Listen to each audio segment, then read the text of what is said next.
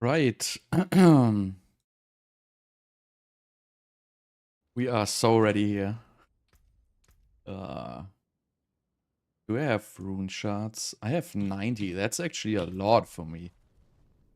That makes me happy. So we did it. Tier 100, easy peasy, no problem whatsoever.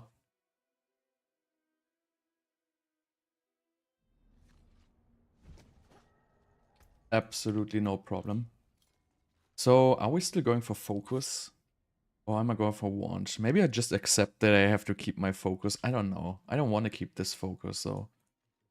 It's like so depressing. I have so many upgrades, so many items to upgrade, and I don't have the money and the items or anything.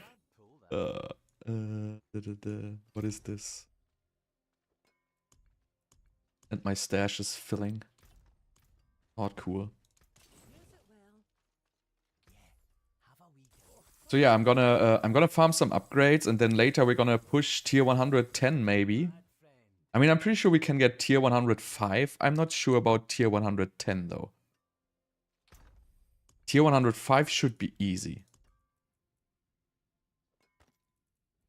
So many focus, and I don't need any of these maximum life ones.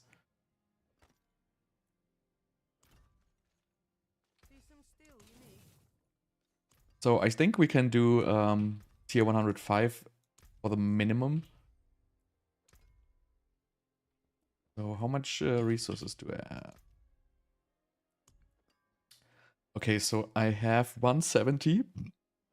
So I gotta upgrade this. So I gotta upgrade this for more flame shield duration. But since this is better than my old one, period, I might as well just take my old one and gamble on it. Because... is it? Flame shield. Because the old one is already fully upgraded, but this only has like a min-roll flame shield duration. So I might just gamble with this and try to hit the max roll flame shield duration, because then it's gonna be better than this one, like from an RNG kind of view, right? And retempering this doesn't really cost me anything. So what is this? Pyromancy Endurance, right? So let's see if we can get lucky. Oh, look at that, worms. Again. Oh, look at this. Bricked. So anyway, then I'm going back to square one, where we have to upgrade this wonderful item here. It's just gonna cost me like a gazillion gold. So what am I gonna farm? What is fast and easy? Like tier 90? Maybe? No, tier 80. Let's do tier 90. Let's see how long it takes, if it's actually worth the extra 10 materials there. I think tier 90 is too high for farming, actually. But we shall see.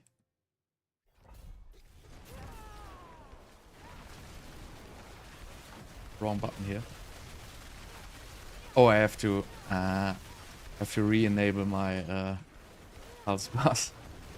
Second, let me just survive here real quick. Right, am I good? Yeah. Right, so let's go to, we want always on. Wonderful, let's go. So I added Hydra on the bar, because literally you've been using a 3 times greater affix in damage, vulnerable damage stuff. That's a pretty good weapon though. No, it's pretty good.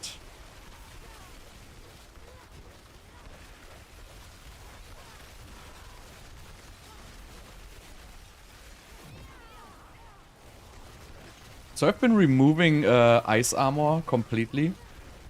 Not for the reason of it being bad, but for the reason that it's eating elemental attunement procs. And it becomes really stressful if you... So, like in a boss fight, right? If you want to play perma flame shield, and so it makes it's so much less stressful if you have Elemental Attunement procs. Because it literally gives you like 20 seconds of breathing room where you can screw up. So that's why I remove basically all the defensive skills from my bar so I don't accidentally hit them.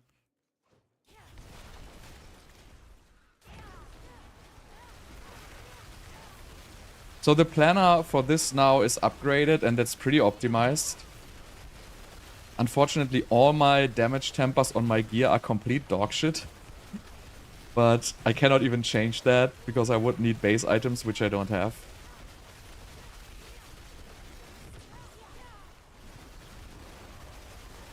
In a dungeon, you are not always permanent. In a dungeon, you have like a little offset. It's normal because the ice blades need to travel. I would need more cooldown reduction. Like I've seen people with like crazy amounts of cooldown reduction, like 55 and more %. And I only have like 43, which is like a little bit too low. So if I could hit like a little bit more, I would be like completely golden. But unfortunately, I don't have the base items. I mean, but tier 90 is definitely too slow for a farm. It's taking forever. I just need to upgrade like one item before I can start pushing. Maybe I should upgrade my stuff as well. So basically, before I start pushing, I should upgrade 2 items. Because one item affects my survivability and the other one affects my damage.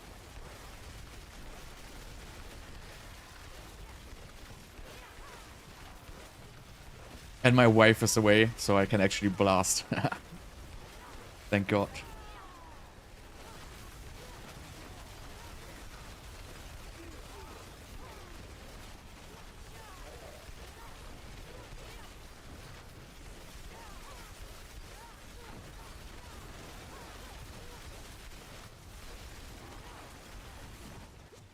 The lightning guys are the only dangerous mobs in the dungeon state.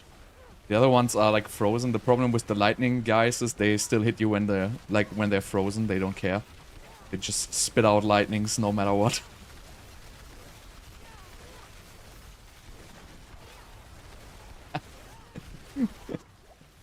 No, it's not like that.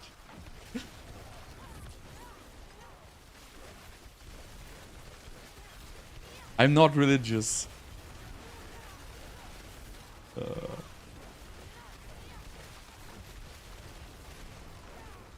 She's not gonna watch this, so that's alright.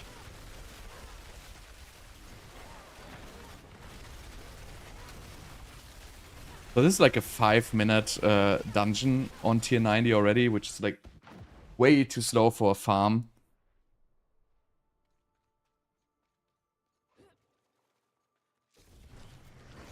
Oh, that's the easiest boss of all.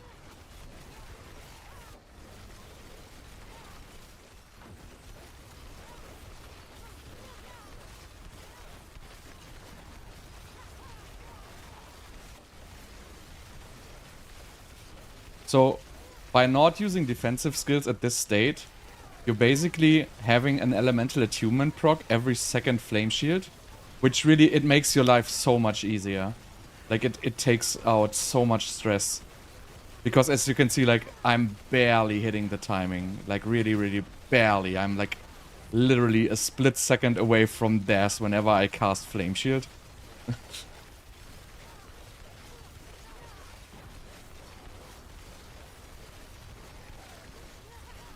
And the elemental attunement really makes it so much easier. Like, it's a difference, like, night and day. Like, the 15% damage from the ice armor is, like, really not worth giving up this at all. But I'm gonna go 5 tiers lower. This is a little bit too long for... So I still need, like, 400 or 500 of these upgrading materials. Right, I need 400 for this. No, I need 300 for this. And, you know, I might upgrade this wand, or I'm gonna try to find another wand. I don't know if I have something in my stash. But basically, I want to switch all my weapons out, because they are pretty bad. And in a perfect world, I would have to switch my focus, because my focus has the the Frozen Orb procs instead of the cooldown reduction procs. But yeah. I also have a second Winterglass, which I'm currently master working, which is 3% better than my old one. So that's not gonna be huge, but you know, it's something.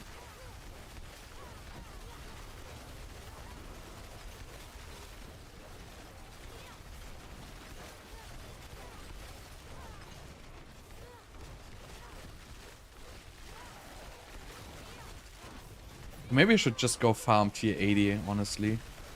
Because this is also pretty slow. So this is really not the fastest dungeon build.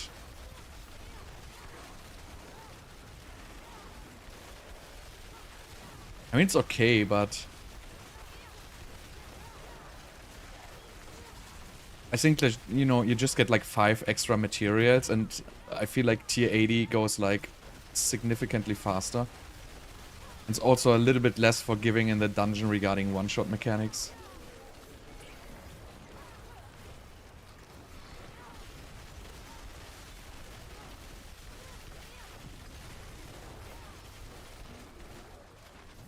But I mean, this goes fairly fast, I have to say. But T80 I can clear in like 2.5 minutes, basically.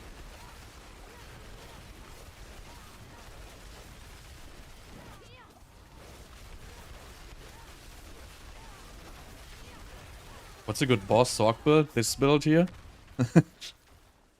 Blizzard is a good boss build. What? This spawn point. I mean, this is a good boss build. This is still the strongest right now, I guess. At least the strongest which has been discovered. But this requires like a bunch of gear. And Blizzard is a very good boss killer, which doesn't really require any gear.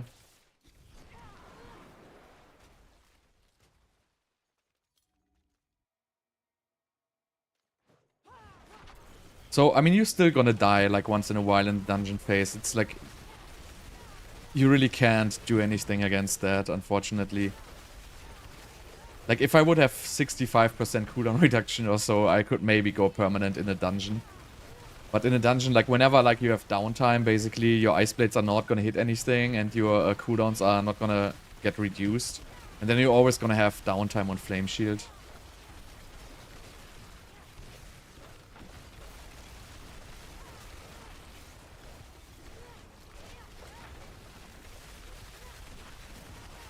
You struggle with DPS? Can you give me an example?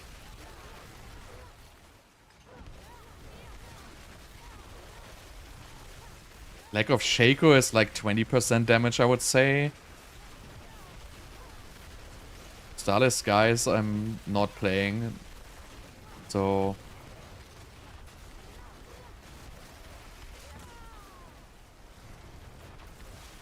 I mean, what means, like, lack of DPS? Like, what tier are you going? Like, you really gotta put it into perspective. Like, killing a tier 100 boss for me with... I mean, my gear is not very optimized, but it takes, like, several minutes. So, I mean, it always depends on the tier you're running. So your DPS might actually be okay. You might just be expecting more or faster boss kill speed, which is literally not there.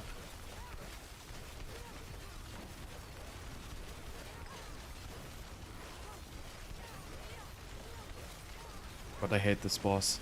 Like, this is really on the edge. If I just am out of Flame Shield for like a split second, I'm gonna instantly die. Because I'm gonna be in this sandstorm. But I'm good, actually.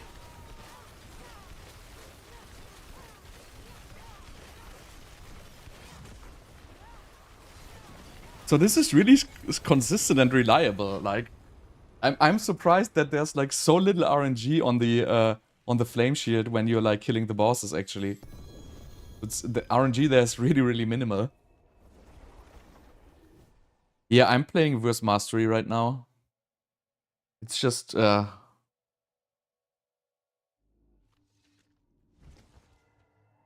tier 91 is not bad. I think I did tier 96 or so. Yeah, 177 int, I have like 2.2k. So that's pretty low. What do you have there? So you should really have way more int.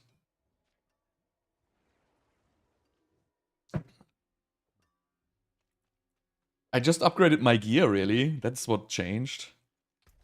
I spent a little bit of time this morning upgrading stuff. Is this gonna go to +6 eventually? So you want to play Topaz, right? You don't want to play Ruby. And you want to have intelligence on every single item, okay? Intelligence, intelligence, intelligence, intelligence, intelligence, intelligence. So basically you want to have int on every item. That's because there's just nothing better you can roll on there. I'm just going back to tier 80 now. So int is really important.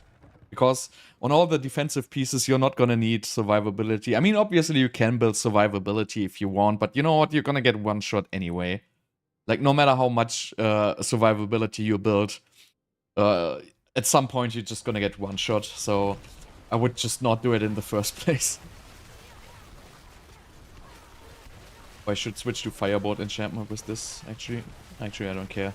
Like, this is tier 80, this goes pretty easy. But it's... I feel like this is a good tier to farm.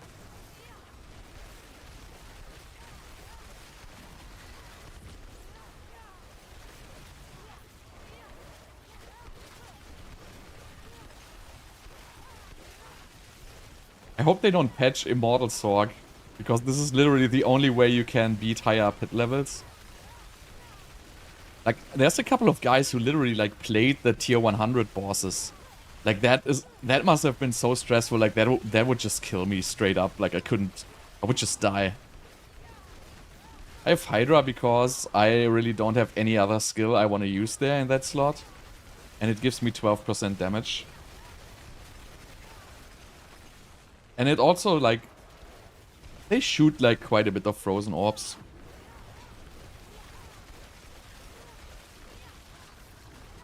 So it's really not... I mean... I was trying Lightning Spear. I felt like, why would I do Lightning Spear if I can do Hydra? Because Hydra is just 2 of them, and Lightning Spear has like a gazillion seconds cooldown. Like, it has, I don't even know how much, like 18 seconds cooldown. It's like crazy high. And I cannot play Ice Armor, because Ice Armor is gonna eat up my Elemental Attunement procs during the boss fight. Yeah, the build is updated. It's so the build is literally the one I'm playing right now. Like, exactly the same. No changes.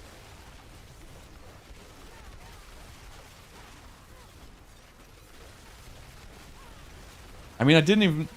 Like, now that you say...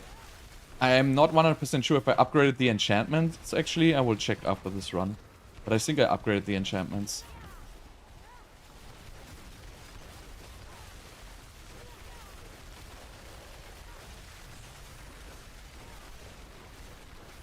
I'm still like not perfect on my mana, so I think I still sometimes fall below 50.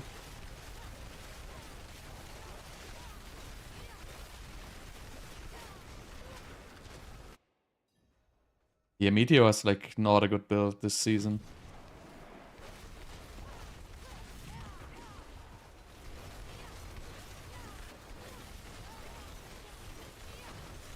I feel, so far, like, from the discovered builds, this must be the strongest build of the season. I mean, I'm not 100% up to date with, like, the pro Sorg players, the so-called pro Sorg players. But, I mean, I did tier 100 with 8 minutes left. So, and the highest one I saw was, like, a 103 or 104 with Holy Bolts. But, you know, that's also, like, a couple of days behind.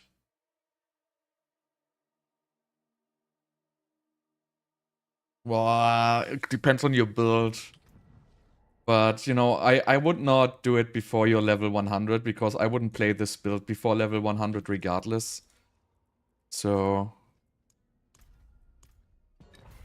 I might just, you know... I mean, you can kill that... If you're playing Blizzard, you can definitely kill that guy with, like, level 80 or something like that. But you're not gonna have a good time if you're playing this build early. So I would always say, right, if you're planning to make a build, right? So if you want to follow a guide like my guide or whatever guy's guide, so if you're like doing your first build, you're just like in the leveling, or you just, you know, still leveling, or you just finished leveling or whatever, I would farm for as long as possible with my current build. Because if you transition into a new build, which is more difficult or more like high-end, usually at the beginning you're not going to do that great. And the longer you play your current build, basically, if you go for like pit runs, right, you can just try to farm like, you know, try to push your current build towards like tier 61 pit. With Blizzard, that is pretty easy actually if you play Blizzard. And the longer you play your current build, the higher the chances that you get the Winterglass from just a regular drop. Like I found like 10 of those already. So I mean, they can drop. And so if you want to do this build, right, you're gonna need like 2k, 2000 of those masterworking materials, of those bigger anyway, just to even get your items to 8 out of 12 and get it going. So you might just farm all these masterworking materials first, and, you know, chances are high you're gonna find the Winterglass on the way.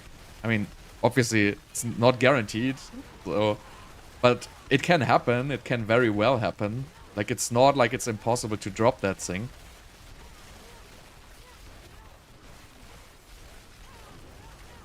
No Ring of Starless Skies for me.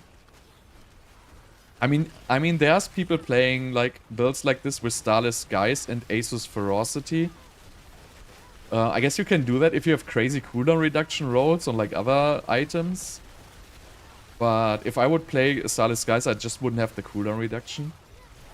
And I don't know, I just feel like pretty good with the current state of this build, honestly. I mean, Blizzard is a great starter build. It's great for like farming, it's great for bosses, and your gear doesn't really matter whatsoever. You don't really have to reach any breakpoints, you don't need cooldown reduction, you don't really need attack speed, you can just play Asus Ferocity. All you really need is crit with Blizzard. And it does like very high damage no matter how like terrible your gear is, basically. So that's why I would always recommend Blizzard as it's like a very, very good starter build to get you going.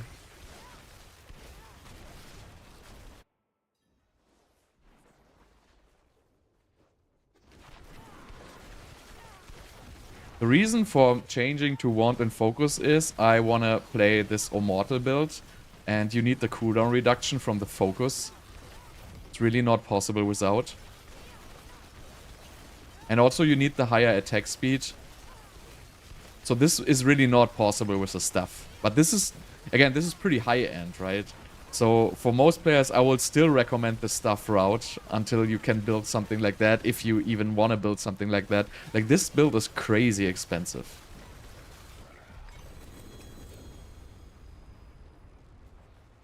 Intelligence is basically better on rings.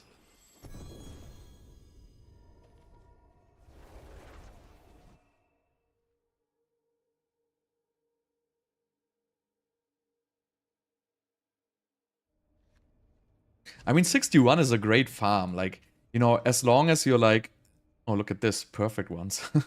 As long as you're still like in the lower levels, like, you know, regarding your items and upgrades and everything, tier 61 is really the best farm. Like, even pushing to tier 65 is absolutely not worth it.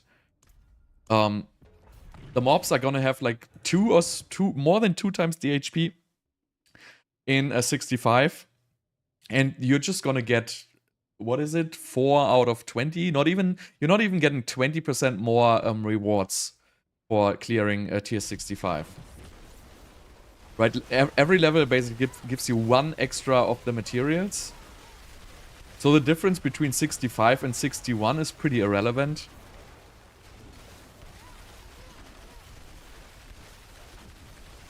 So,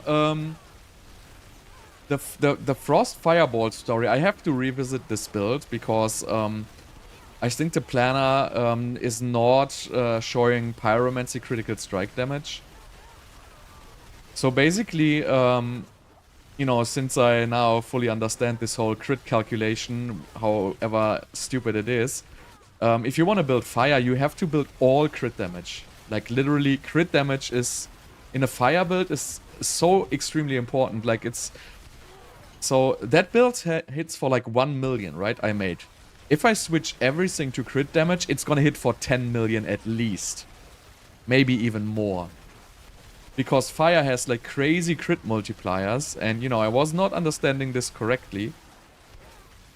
And so it only multiplies your crit damage, but that build basically has not a lot of crit damage.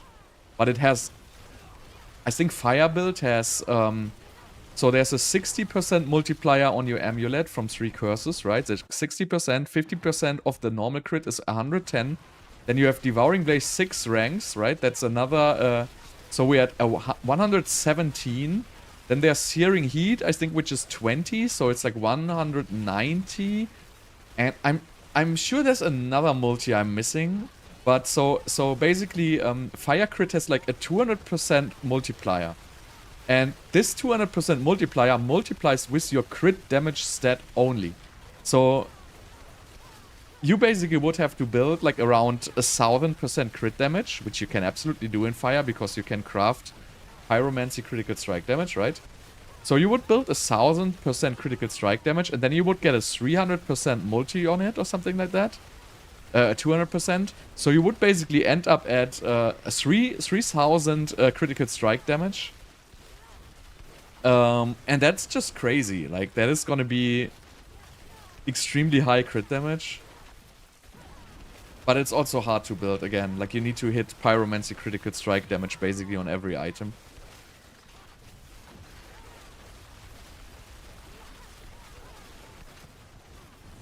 But yeah, this whole calculation story is like a huge deal. And I mean, I have to make a video about it. I mean, I'm still not sure it's gonna reach, like, you know, major people. But I see, like, build guides all the time, which, you know, nobody knows that. Or so they all still play, like, the Stormswell aspect, and they all pick, like, the Frigid Fate nodes without going into vulnerable damage. They all tell you damage to close is the best. So really, that needs to change, because you have so much more damage potential by just getting rid of thinking that crit works and vulnerable works the way it doesn't work, basically. Oh, that's gonna hit me? No.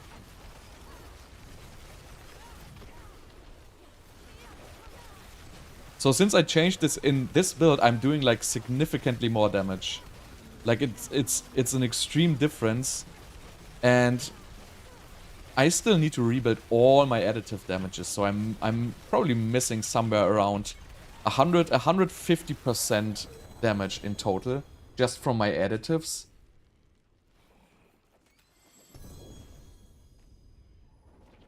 Because you basically need to build all vulnerable damage. Vulnerable damage is crazy strong. No, it's not full bugged. It works different than you might think it works. So it has never been bugged, it just has been communicated in a wrong way. Okay. Need some more. So, what are crit and vulnerable doing? So, crit... So, there's basically, on Sorc, there's 4 different things, right? There is Stormswell aspect, there's aspect of Shredding Blades, there is Frigid Fate, and there is Icefall. So, that's 4 vulnerable multipliers. It's basically 3 times 30% and 1 times 15%. That's the Sorceress vulnerable multipliers. And most builds pick these because they think they are global multipliers. Right? So if you have a Rasha ring, that's a 45% global multiplier, basically. But the 30% vulnerable multiplier is not a global multiplier. It just multiplies with your vulnerable damage. So all your additive vulnerable damage gets multiplied with your vulnerable damage multipliers. And that has been the case all the time. It is just a misunderstanding.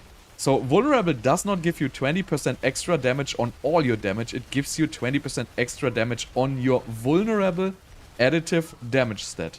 Same for crit. No, it has no potential. It goes to like 300%, so... And Crackling Energy hits for like 10k.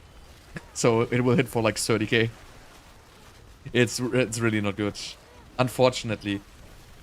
They should buff that Crackling Energy because I think Crackling Energy build would actually be awesome if it would do damage. But it doesn't. So anyway, so the crit and vulnerable, they both work the same way, right? So they multiply with your critical strike damage or with your vulnerable damage. And not with all of your damage. So that being said, like all the builds played in the past are basically just bad because, you know, they tend to use these nodes. Like, for example, most of the Sorg builds are picking the Frigid Fate. But they only have like 100% vulnerable damage. So what does Frigid Fate do if you have 100% vulnerable damage? Basically, it gives you 30% extra damage. So 30% additive. It adds plus 30% vulnerable damage. So if you take that to your total damage, that's going to be like 0.5% or something like that. Like, it's not even there. But if you build a lot of vulnerable damage, it actually makes that node pretty good. It's not gonna be even remotely as good as being a global multiplier, but it is not a global multiplier. So we just have to accept that it is like it is and adjust the builds around it.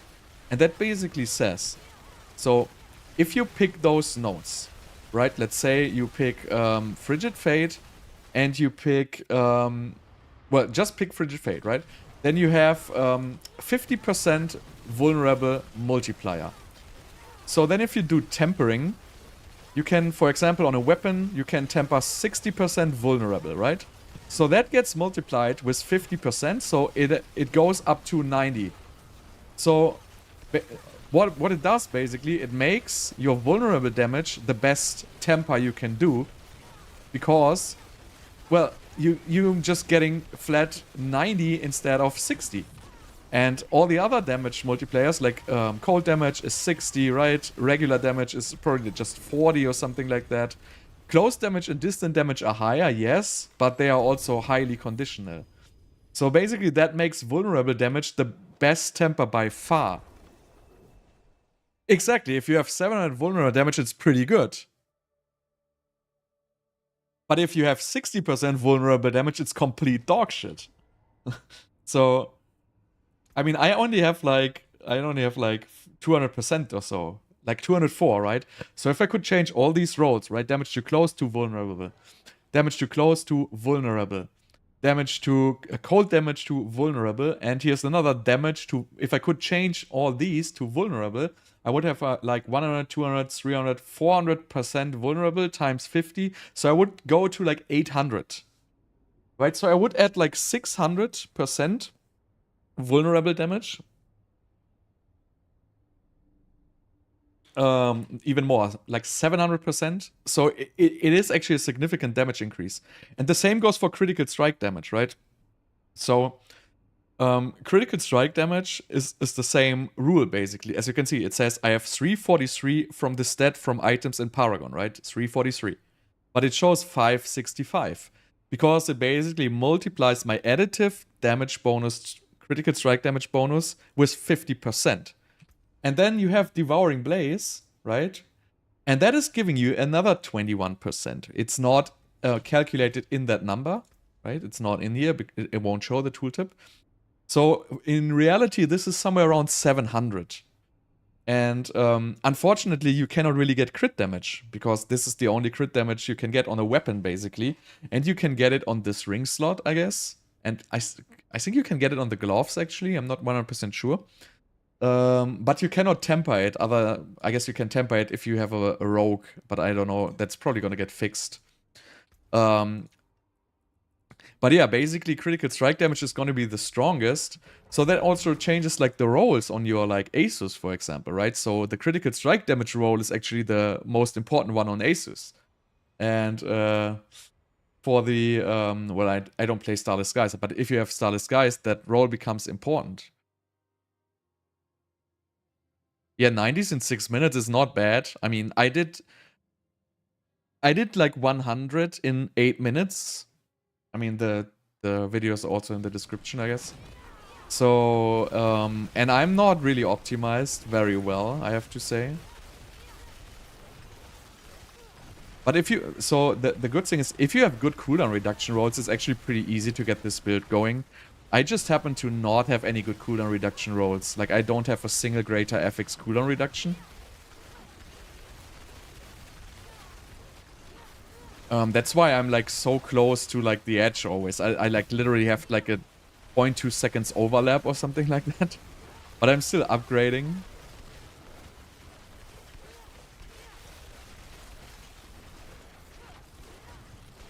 And I would really like to have a little bit more overlap there. Yeah, I also need... I need new weapon and focus, basically. Because I wanna get more cooldown reduction on my focus.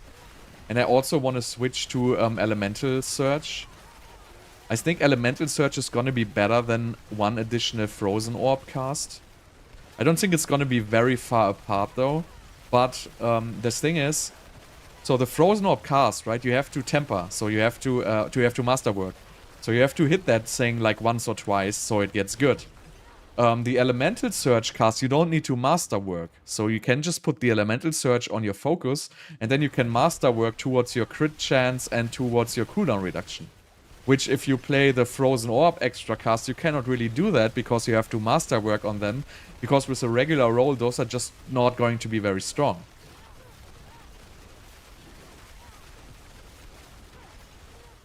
Damage to Frozen is, well, it's for like endgame, it's very bad actually.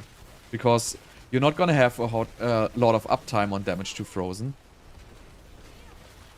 It works in the dungeon, it works when the boss is staggered. But if you want to push higher levels, the bosses are not gonna be staggered. They are gonna be staggered for maybe 30% of the fight. And if I want to go to like tier 105, the boss fight is probably gonna take like 7 or 8 minutes. So the boss is basically never going to be staggered. I mean, it's going to be staggered like 3 or 4 times regardless, but most of the time it's not going to be staggered, so damage to Frozen would be pretty bad. That's why I'm saying damage, like vulnerable damage, is basically the best temper you can get.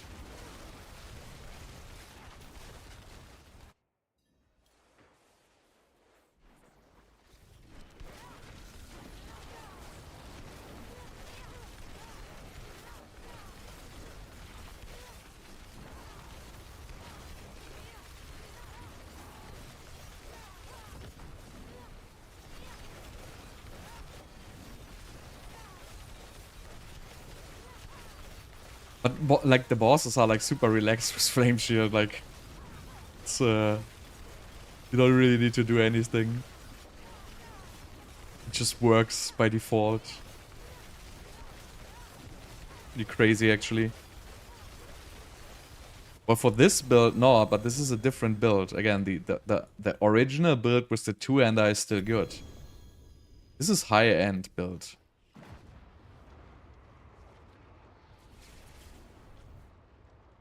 Well, so if you have a 3 greater FX wand, like how many tempers do you have left? Like realistically, how high are the odds that you're actually gonna improve?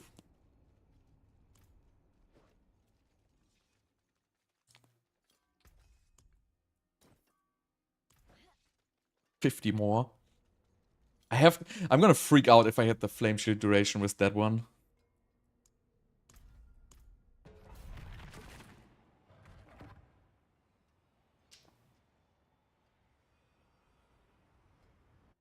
I'm really gonna freak out.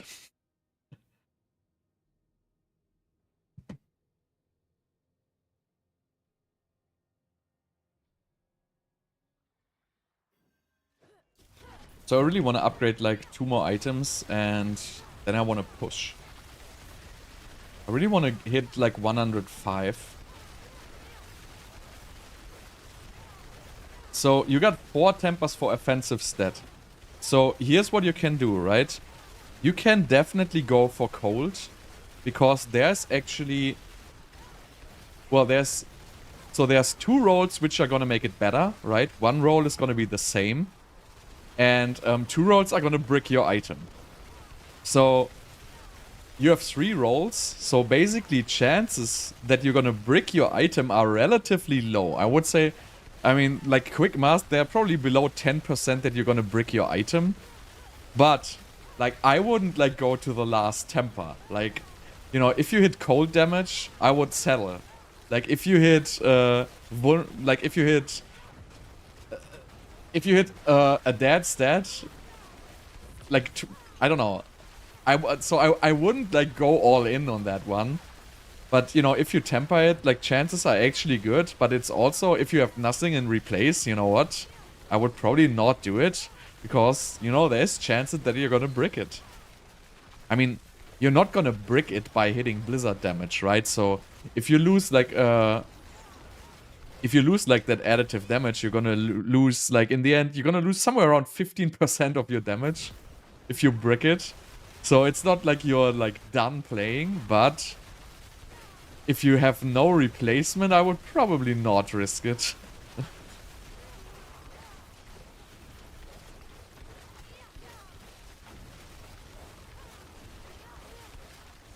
I don't know, like, what are you, like, looking for is, like, absolute dream stuff? Like, you're not gonna get that. Like, you're not gonna get a 2 greater affix Winterglass with the perfect affixes. Like, it's just not gonna happen. Okay? Like, the odds are, like, you know, you rather win the lottery than getting that, honestly. That's probably around the odds.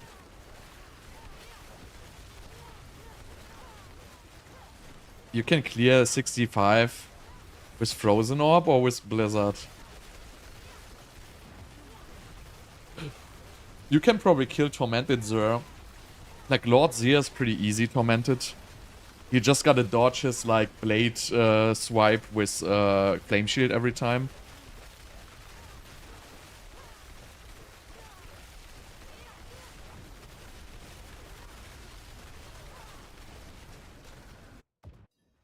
I mean, it's gonna take a while. You can definitely do it. But you basically have to dodge, like, this swipe from him with Flame Shield, like, every single time. Which is 10... Like, it's not very hard. But, I mean, I don't know on what level with Frozen Orb I killed him. I don't think I was much higher than you, honestly. Like, I did it, like, a week ago or something like that. It took, like, 3 or 4 minutes, though. Like, when I killed it, it took, like, 3 or 4 minutes.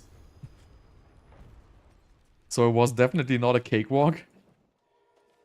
Blizzard is, like, way easier. Blizzard, you just kill that guy in, like, 1 minute. Like, it melts. I have no clue about hardcore, I'm sorry. Like, my recommendation is don't play this game on hardcore.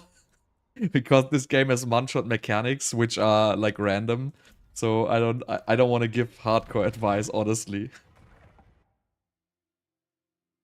Blizzard is much easier. And Blizzard is, like, so much stronger versus bosses early on. I mean, it's probably even stronger, like, in late game. I would really like to revisit Blizzard as well. Like, I think if I'm done with this build, I would like to give Blizzard, like, you know, make a very high-end Blizzard build, because I got, like, quite some gear for that already. And I want to see, like, how far I can push. But it would also have to be Immortal. And I don't know if that's going to be working. I guess you could get close to Immortal with Blizzard as well, because all the cooldown reduction I'm getting here is basically just from Ice Blades enchantment, and you don't really need the Winterglass to get 6 Ice Blades out at a time. You can also do that the regular way, honestly. But you would need, like, significantly higher cooldown reduction on Blizzard. Like, you would need at least 2 or 3 greater affix cooldown reduction, I guess, to make it work with Blizzard.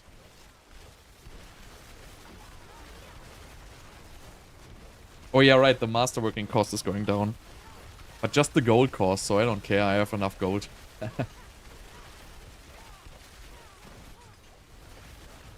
But yeah, the patch is like, I hate that they didn't buff this Stygian stone drop rate there.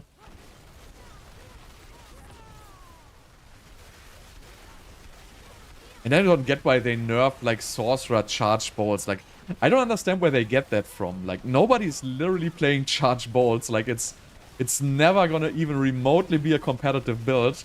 And now they nerf it because it explodes too many times.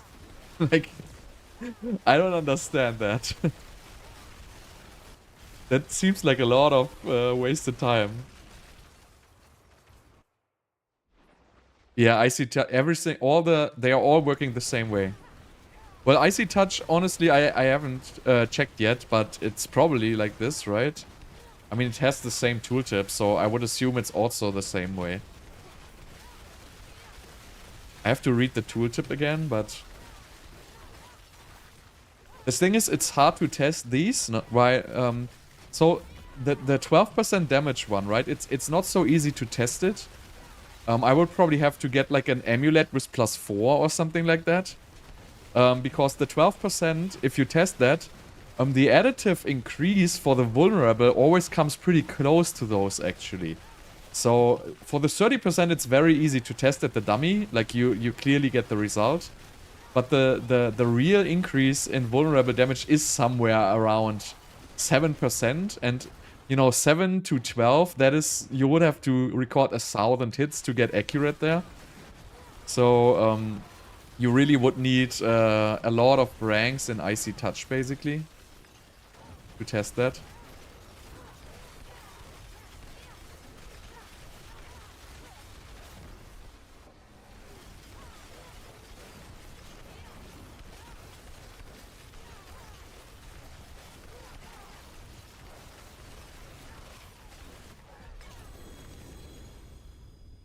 Yeah, server strain, maybe that's the problem. I'm pretty sure like there's at least 10 people playing Charge Bolts killing Blizzard servers right now.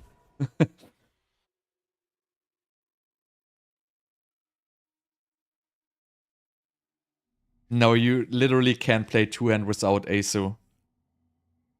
I mean, you can, but, you know, the attack speed is just gonna be terrible. Oh, this is a good wand. I can use this. This is greater FX vulnerable. This is pretty much the same. But it cannot roll crit damage though. But I could use this at least. Okay. So one more than I can upgrade.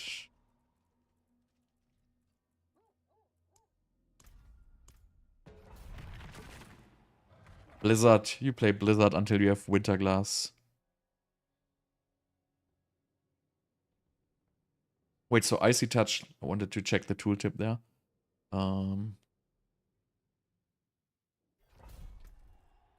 So Icy Touch. Honestly, yes. Most likely it is. The problem is you cannot verify this with the tooltip. So I'm going to show you after this how to verify it actually, because you can see it with the tooltips. But unfortunately it says cold damage, so it doesn't have the tooltip. Which is like super annoying. But, so if you take one which says damage, right, then you can see it that it changes the tooltip for the vulnerable damage, so it increases your vulnerable damage. But if it says cold damage, it's not going to increase that tooltip. Which is, yeah. I mean, I don't understand why they do that, but, you know. Like, there's so many stats, like, also, like, the Pyromancy critical strike damage is not gonna go in your critical strike tooltips and stuff like that. Like, they literally make it so hard for you to even create a build, because their tooltips are just, like, so extremely messed up. And I also don't get it why, like, why they make it Pyromancy critical strike damage. It's like, they should just make it critical strike damage. Like, they create themselves, like, all these new stats where they don't have tooltips for, and they just create a problem for themselves instead of just using the goddamn stats they already have. These snakes are, like, the worst, honestly. Snakes are killing me.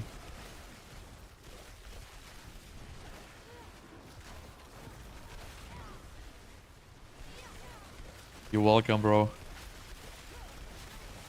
But I mean, you know, the old Frozen Orb was too strong. Like, you know, that is That was ridiculous. And, you know, nobody really maxed out that build entirely. But you were getting, like, until, like, you know, 35-ish Conjurations up at a time. So it was really a little strong. And I don't think it has been nerfed too heavily, actually. The only thing what bothers me is that there's, like, a maximum of, on Ice Blades. Oh, yeah, Electric Snakes. I forgot about those. Crit damage is... Well, if you have a high crit chance, then crit damage would be the priority. So it would be crit damage, vulnerable damage, and then probably cold damage, and then everything else.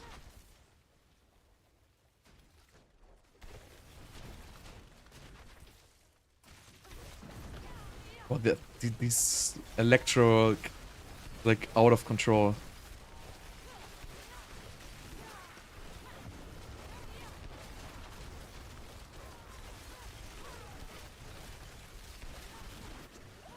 I have to switch to Fireball enchant.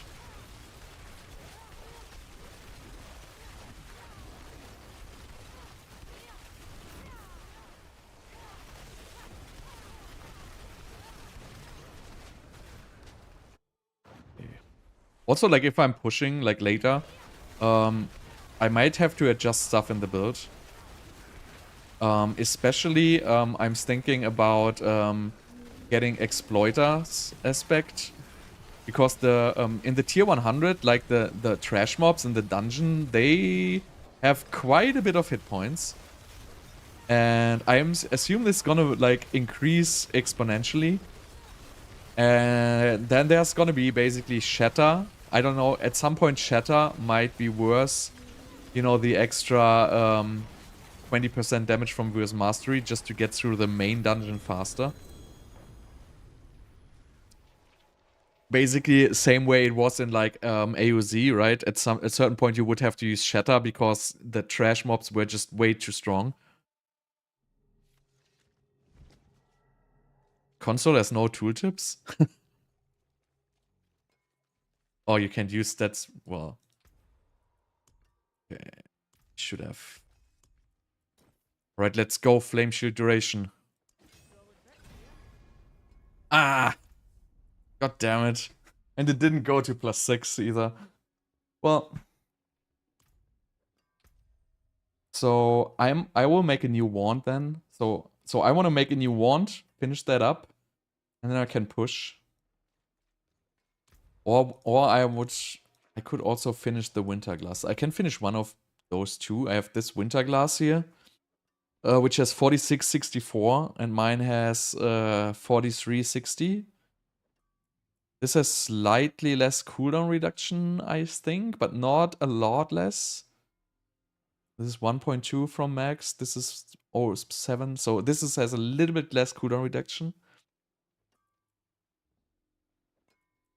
But it has higher chance of casting. I mean, it's like super min-maxing, but I might upgrade this because it can basically hit cooldown reduction again, right? So, but it's gonna be expensive. This is my best one by far. Like, this is my regular one, and all the other ones are garbage. I don't even know where I'm keeping those. Like, I have so many of those. Like, they keep dropping all the time. Like, I have a bunch of those. Really. But most of mine are just garbage, so... Of course you are lucky. Like, basically, whenever you get a unique with a greater affix, which is actually good, you have, like, that's like a 1 in a million chance or something like that. You gotta put that into perspective. It's like... So... First of all, you have to drop the unique. That's already, like, unlikely. And then it has to roll greater affix. That's even more unlikely. And then you have to hit the right greater affix. So... It is the odds of getting greater affix unique with the right greater affix is, like, pretty low.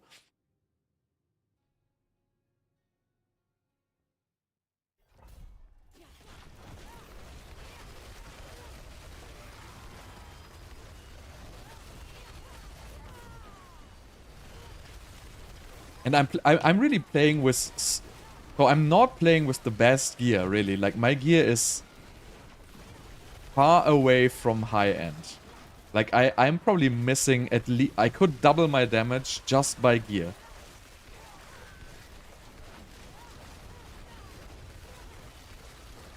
Well, that's still pretty good though. Resource Gen is a good affix. Don't underestimate that. It's better than a Shako with no greater affixes.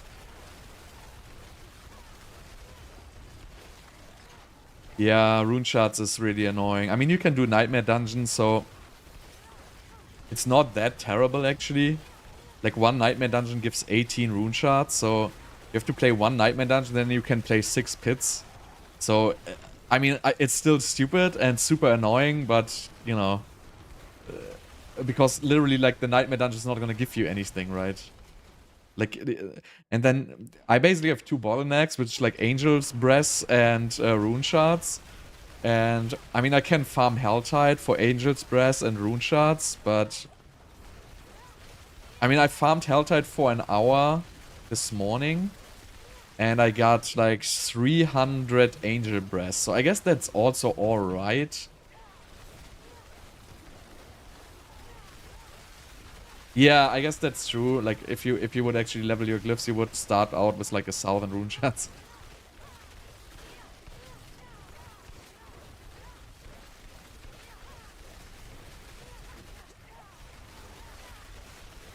So I wonder what I should do. I could also just upgrade my wand and call it a day, but I feel like it's stupid to upgrade that wand. It's pretty bad. Even though it has crit damage, which I actually like. But that one with greater affix vulnerable damage is probably the better one.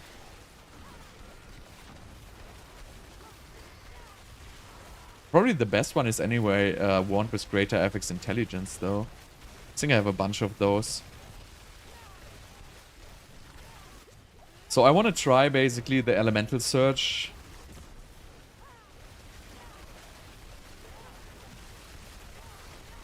And see how important the extra frozen orbs are.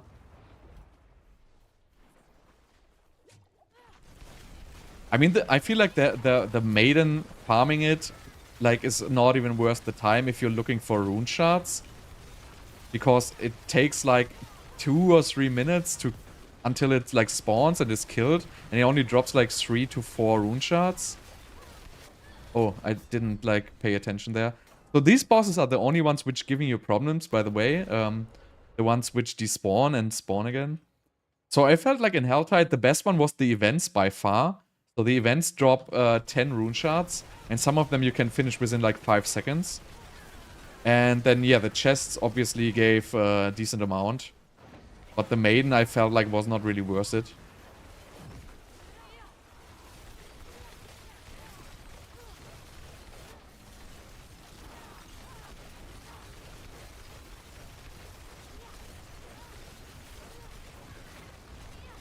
And he disappears right instantly. It's like, ah, come on. Oh, this boss, I can't deal with it.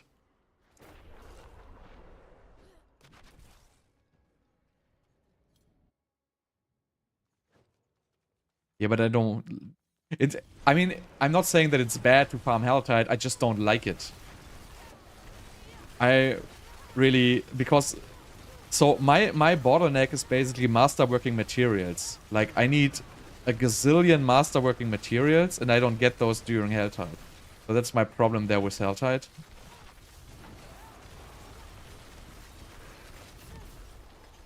I generally just hate this having to farm one content to unlock another one. Like, I just don't like the principle. I just want to blast the content I like most. And I don't want to have to go into content which I don't like.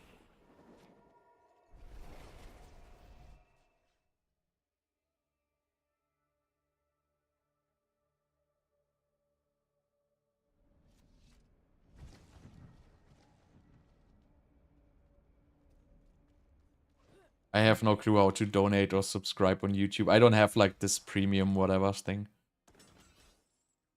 Okay, so am I gonna do a new wand? Like, this wand is dog shit, really. I think I have one. This one here. No, it's bricked physical damage, right? Why am I keeping that? So here's one. which is bricked already. Why am I keeping that? There's no way I'm ever gonna play Ice Shards. Okay. Ice Spike damage. This is a Blizzard wand with horrible stats, but I'm gonna keep it.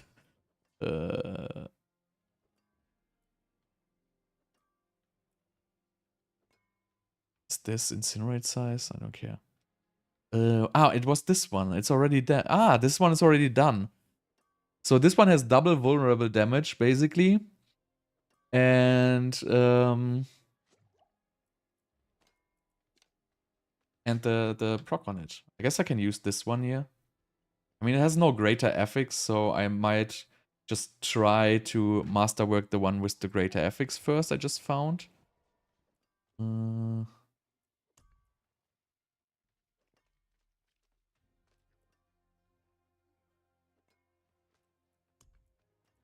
Okay, so let's see.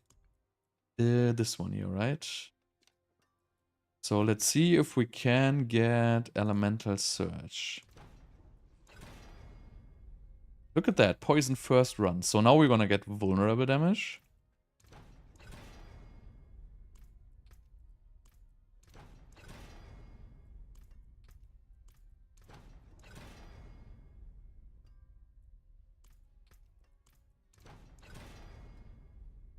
Should I? So, if I ever want to go Blizzard again, I might just keep this for Blizzard now. Because honestly, like, I'm just gonna brick this. And this will be okay if I ever decide to play Blizzard, actually. I'm gonna keep this. I mean, I might just masterwork this to like the next rank, and I want to just see if I see a difference in damage if I remove the Frozen Orb extra cast and switch to this one here. I don't have more stash than you. How would I have more stash? Did you buy the extra stash tabs?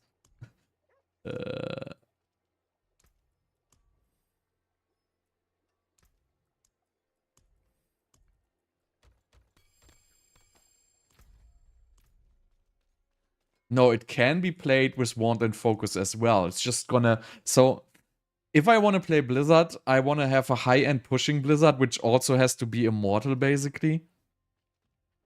Wait a second. This is the right one, right? Yeah. Oh, look at this. Even another vulnerable damage. So now, let me just show you something with the vulnerable damage, right? Which is why I'm prioritizing this. So I have 204% right now. And if I switch this in, look at this has, what is it, 130%, right? So I'm going to 444 basically. Right, so this is really strong for additive damage. And additive damage is not bad at all. And I want to try this with the 4-star Rasha stack, basically. That's why I'm doing it. I want to see if I miss like a lot of frozen orbs with playing that. So I mean, Blizzard will definitely be better with a two-hander from the damage. It will just hit very, very hard.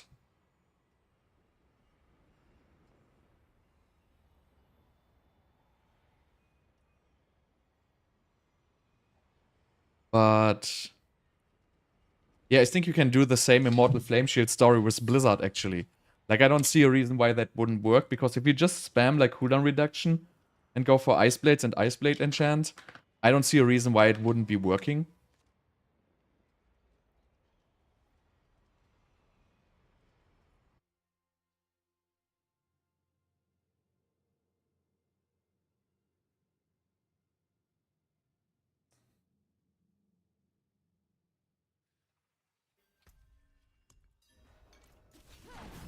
So now, I have, like, basically one extra Frozen Orb cast less, right? And I have the extra Tarasha stack now. So I really wonder if it, like, comes down to less or more damage. Because my suspicion is I do more damage this way.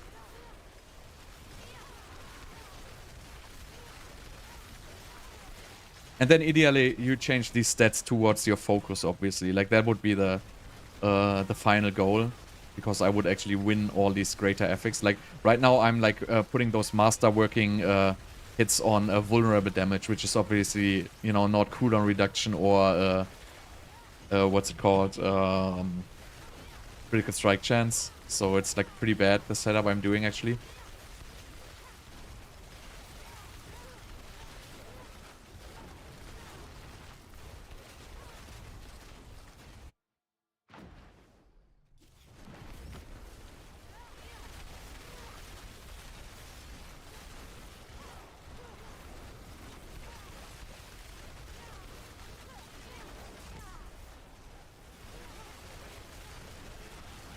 I will see at the 90 bosses if I feel like more damage now or not.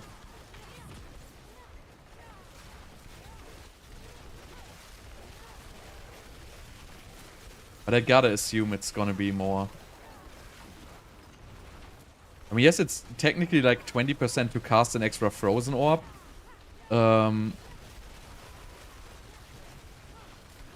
Versus 15% more damage overall.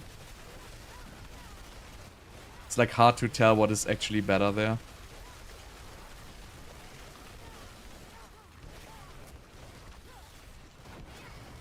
Because basically also like the extra stack also buffs like other stuff, right? For example, Ice Blades are actually not doing like...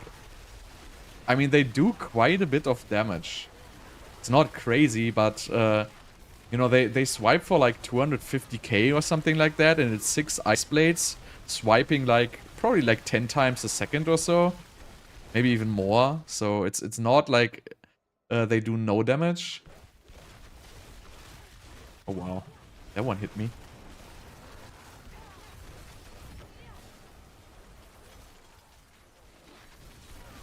So the start is the hardest one, basically. Like you have to start off. You don't have the cooldown reduction up yet, and then, you know, bad things happen.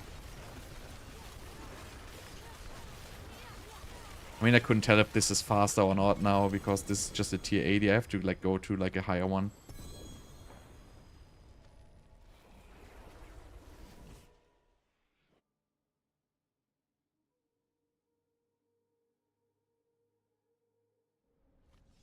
So,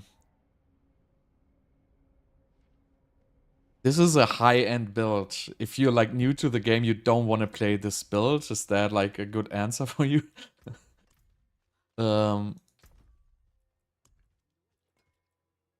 Like you just have to get a lot of stuff going with this build.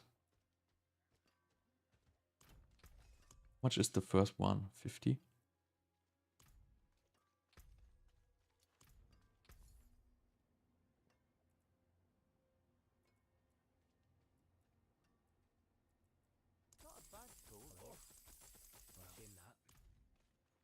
Okay, let's see.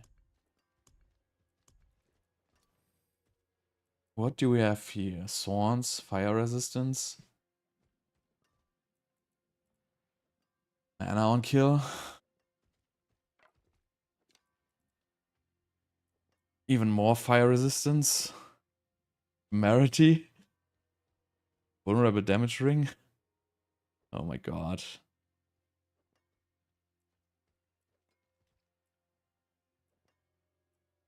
These drops. How do I have so many boss materials? I play on Eternal Realm.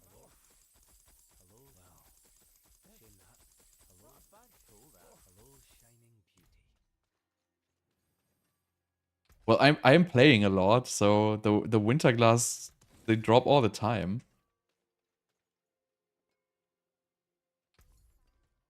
I mean, if you just keep playing and stop, like, you know, doing nothing, you will find those Winterglasses.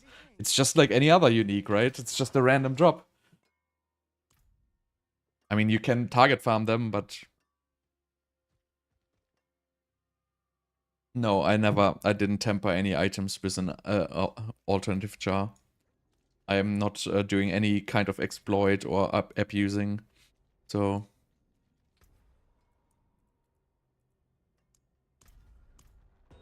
I mean, you can... I guess you have to just farm the boss rotations if you want to do that, honestly. That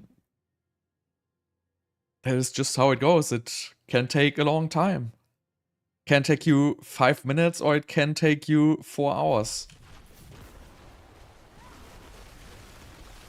But in general, the drop chance of that item is not so so low. Whatever that... Oh, this soul shot. I don't understand these soul shot things. It's like something I don't even see. And you cannot stun it. It's like this... It's like a random green projectile flying around. Just killing you. Don't even know what it is.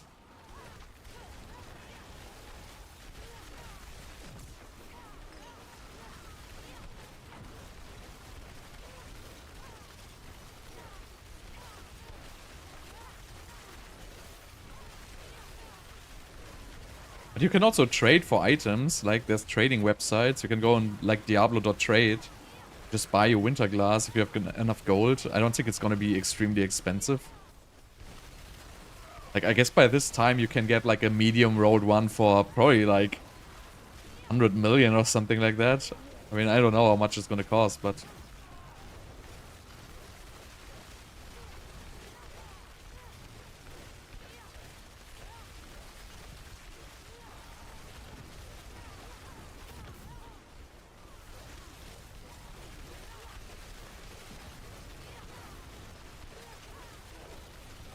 What is max stats? I don't understand that.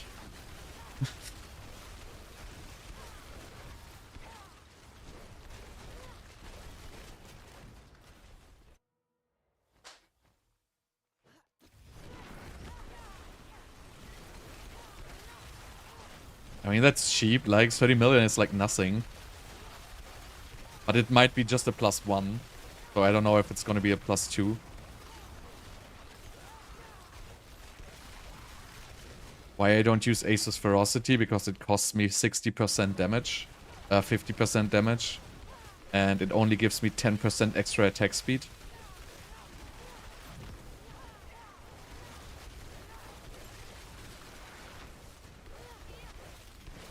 Max life is a dead stat. Well, it depends on your tier. But if you want to push high, max life is a dead stat, yeah.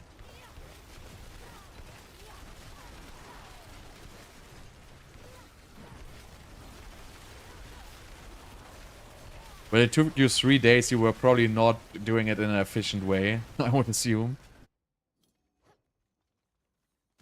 Maybe if you played for 1 hour a day.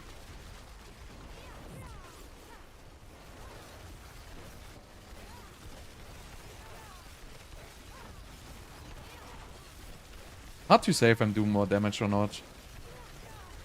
Probably about the same, honestly. But really, it's just better for the tempering.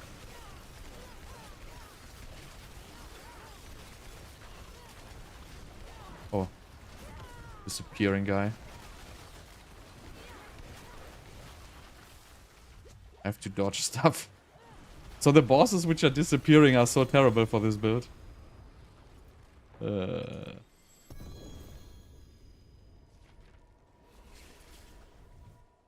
Yeah, Flame Shield is just Sorg's whatever. Like, without Flame Shield, you basically just can't play.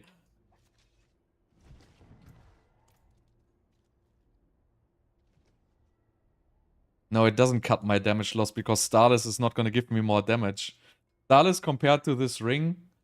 I mean, Starless compared to a ring with attack speed, intelligence, and crit and 2 tempers. And that ring actually giving you 30 extra damage from aspect of Inner Calm is just going to reduce your damage significantly. Starless is only good if you want to fix your mana. But if you don't need the mana fix, Starless is going to be significant loss of damage. Also, again, like, what's the point in, you know, you lose if you take the aspect also, right? So you say, you want to play Asus, but then add Starless, right? So you're basically removing 50% of your damage from Asus to then get Starless to remove another 10% of your damage, basically. And in the end, what you're gonna win is... it depends. So in this build, you couldn't even play it. So you would need crazy cooldown reduction rolls. but usually you need the Rasha ring for the cooldown reduction, right? So you couldn't even play, so even if you play Asus, Starless Skies, and Rasha, you cannot even reach the highest attack speed breakpoint. So you would also end up with about the same attack speed that I'm running, but you would just end up with like less than half of my damage. So it really depends on the breakpoint. So you need one ring with attack speed to get the breakpoint, even if you play Asus.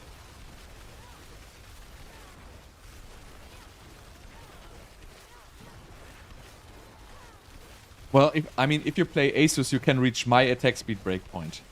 Okay, so if you play Asus and just one attack speed roll on your gear, you can reach my 63% attack speed breakpoint I'm playing right now.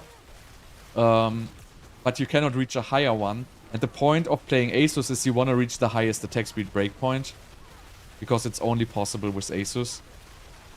So it kind of works, but I mean I played it. I wasn't really like getting away with it so good. I felt like I was just doing not enough damage. I'm running Hydra because it gives me 12% extra damage. And if I'm in a boss fight, I don't want to run Ice Armor anymore, because this build is for pushing, so the Ice Armor is not going to give me a huge damage advantage against the bosses. And the problem is it eats Elemental Attunement procs. So whenever you have Ice Armor on cooldown and your Elemental Attunement procs on your Ice Armor, it does not proc on your Flame Shield. And it really, like, the Elemental Attunement takes a lot of stress out of the fights. Like, with Elemental Attunement proc, basically, every second Flame Shield you're not on the edge of dying. Every second Flame Shield you can actually relax and just, you know, pop it like half a second before it's over. And, I mean, if I had crazy high cooldown reduction rolls, it wouldn't matter so much, but I don't have the cooldown reduction to feed that. So I'm just hitting the numbers I need. But it's really close. If I just have like like latency or something like that for like, you know, 0.2 seconds, I'm gonna die in a boss fight, basically. So hot bearing, I don't know what that means. So you can have two Hydras by yourself, and you can have two Hydras from Winterglass. That's basically the case for all Conjurations. So there's basically, for Conjurations, there's also two buckets. This counts for everything but Lightning Spear. Lightning Spear is just unlimited. But, so for Hydra, you can have two Hydras by yourself, and then you can have two Hydras from the Winterglass. The same goes for Ice Blades. You can have 3 Ice Blades by yourself, and then you can have another 3 Ice Blades by Winterglass, or by Ice Blades enchantment. And the total number is 6. Exactly, so you basically get 4 Hydras instead of 2. So it's basically just going to be a little bit of extra mana regeneration and those 12% extra damage. And you really just have to cast it once every 12 seconds. So I feel like it's a pretty good skill. Yeah, I run Iceblade Enchant and I'm still not sure if I need it or not. I will find that out when I'm pushing. So right now I still need it because it is like a difference of... I don't even know. Like it's a difference of 0.1 seconds maybe. So... yeah, but the Hydra enchantment you don't want to play. That is not very good. Also, no, the Hydra enchantment, I think it gets overridden by the... yeah, I tested that. The Hydra enchantment doesn't give you more, actually. It gets... the Hydra enchantment is shared with the Winterglass. Basically, it goes to the extra Hydras, okay? So, that's why I'm saying, like, there's basically 2 Conjuration buckets, right? The one bucket is the self-cast one, and the other one is the non-self-cast one. And the Hydras from Hydra Enchant are in the non-self-cast bucket. So they're actually shared with Winterglass. If you run Hydra Enchantment and Winterglass, the Winterglass is just gonna remove your Enchantment Hydras and vice versa, basically. So you cannot have more than 4 by doing that. So the second Conjuration bucket essentially is shared between your enchantments and the Winterglass. And it's the same with Ice Blades. So you cannot have more than 6 Ice Blades up at a time. Because you can only get 3 additional ones, either from the enchantment or from the Winterglass. So they are shared. But still I'm running the enchantment because it seems like So the Winterglass here is RNG, right? So if the Winterglass doesn't give you an Ice Blade in 7.2 seconds, you're gonna lose an Ice Blade. Right, so the Winterglass basically has to give you 3 Ice Blades every 7.2 seconds. Otherwise, you're gonna have 1 Ice Blade less. And that 1 Ice Blade less is enough to, you know, screw up your Flame Shield timing. So that's why I'm running Ice Blade Enchant. So I'm actually wasting basically a lot of potential there. Because I could, for example, play Chain Lightning Enchant and Charge Glyph for another 15% damage. But I have to play the Ice Blades Enchant because my cooldown reduction is just not good enough. If I had more cooldown reduction or more Flame Shield duration, I could probably, you know, you can get it done without the Ice Blade Enchant. But you need greater affixes cooldown reduction for that. Right now, it is just the way it works to remove the RNG from the Winterglass not basically proccing enough Ice Blades. And that's actually not so uncommon, because, you know, you can basically say you cast 2.5 Frozen Orbs a second, right? And you gotta hit 3 Ice Blades every 7.2 seconds. So, by RNG, that's not so far off. Like, that's just a 50% buffer, basically. So if you had the highest attack speed breakpoint, it could maybe work. But, so right now, I'm still playing it to be safe.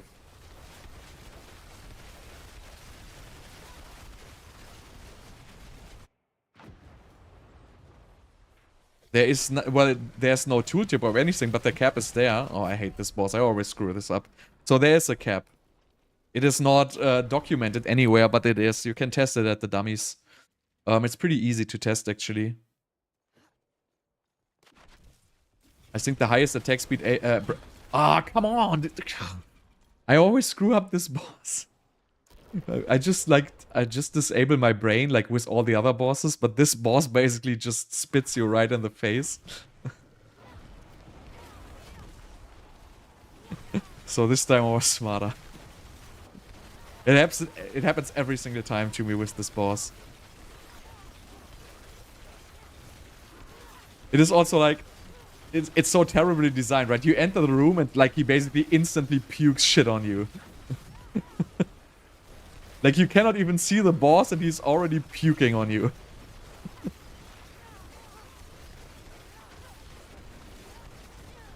See that? Like, there was like a kind of a delay or something like that. Like, I pressed Flame Shield like 6 times and it didn't come out. So... It just happens sometimes.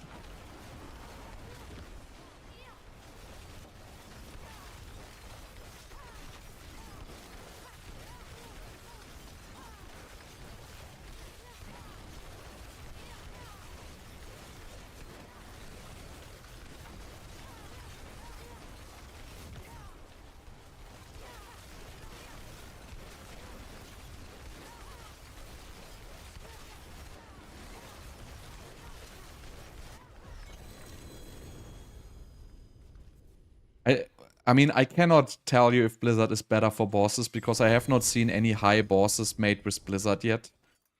I gotta assume that Blizzard is going to be better on high level bosses, but it depends if you can reach permanent Flame Shield, because if you wanna run these pit bosses like in like tier 105 plus or whatever, you know, you're gonna just die with Blizzard. Like, it's gonna get out of hand pretty fast. And, you know, I think you can reach permanent Flame Shield with Blizzard, but then you have to play Wand and Focus. So it's not gonna be that strong. Okay, so do I wanna masterwork this boy? Or not? I'm like actually... I cannot decide. I'm gonna... I have to compare like a higher one. I have to compare these two. Let me just get the other one here. Where is it?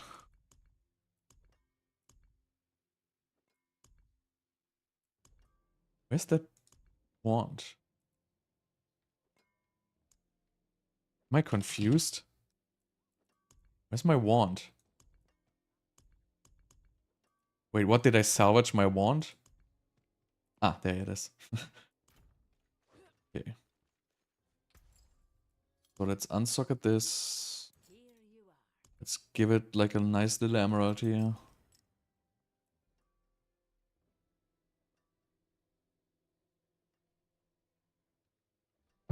Well, you don't, but I don't have the items, so what am I gonna do? I cleared tier 100 in 7 minutes.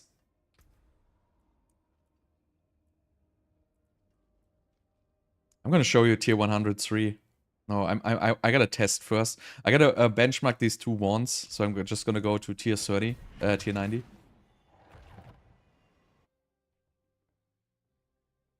So I think I can clear 105 with this, maybe higher. But it is still at this point, it's a little bit stressful still because my cooldown reduction is not good enough at this point. So I would rather like, you know, farm a little bit, but I really don't have any switch regarding cooldown reduction left at this point. Other than, you know, I have to redo basically my wand and focus. But where's the second one?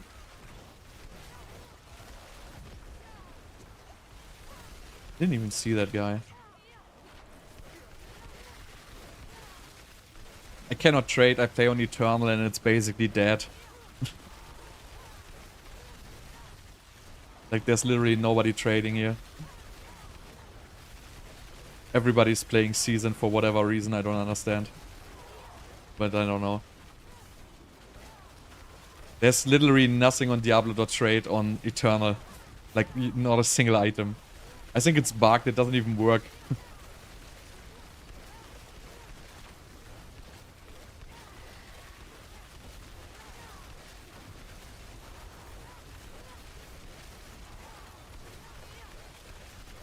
But it's fine, like, I just, I will fix that at some point.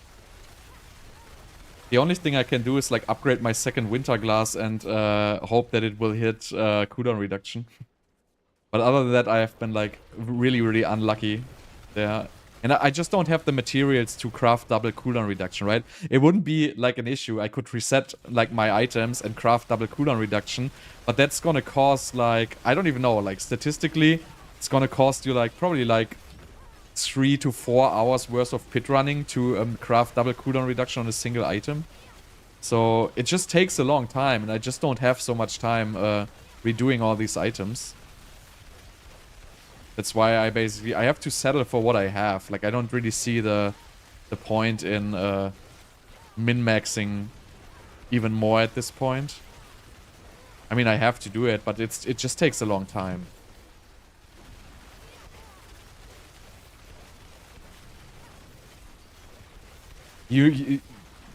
Yeah, that's the problem, right? So rolling the first one is easy, but that's exactly what I do, right? So I roll the first cooldown reduction and then I call it a day. Like, I do not try to re-roll past that range because it's just too expensive. And I guess technically even on a Shako or on the ring, it's only just 4 affixes, right? So it's not even that bad than on a legendary. But still, like, it's RNG, right? So it can take you like 15 to 50 attempts and you might not even get it in the end. So that's why I'm basically just settling with the first. So I hit the first one, which doesn't cost a whole lot. And then I go from there. And if I really ever have to min-max that even more, I can do that at a certain point. But right now I don't have the resources. Wait, where am I? Okay. Vulnerable damage. Best stat.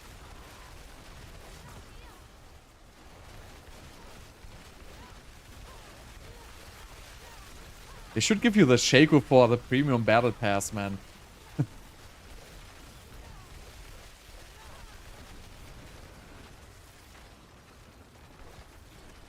I like the new tormented bosses. I just don't like that you still have to do rotations because the drop rate of those stones is so low.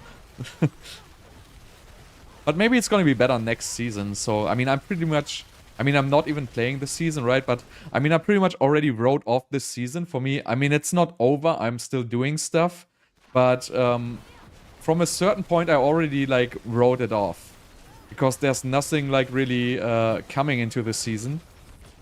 And so I might just at some point start a seasonal character to just, you know, level a new character. And, you know, maybe there's a mid-season patch or something like that.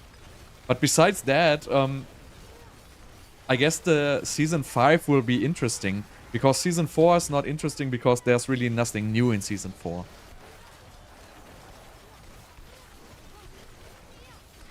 I mean, this is okay for a tier 90 boss, honestly.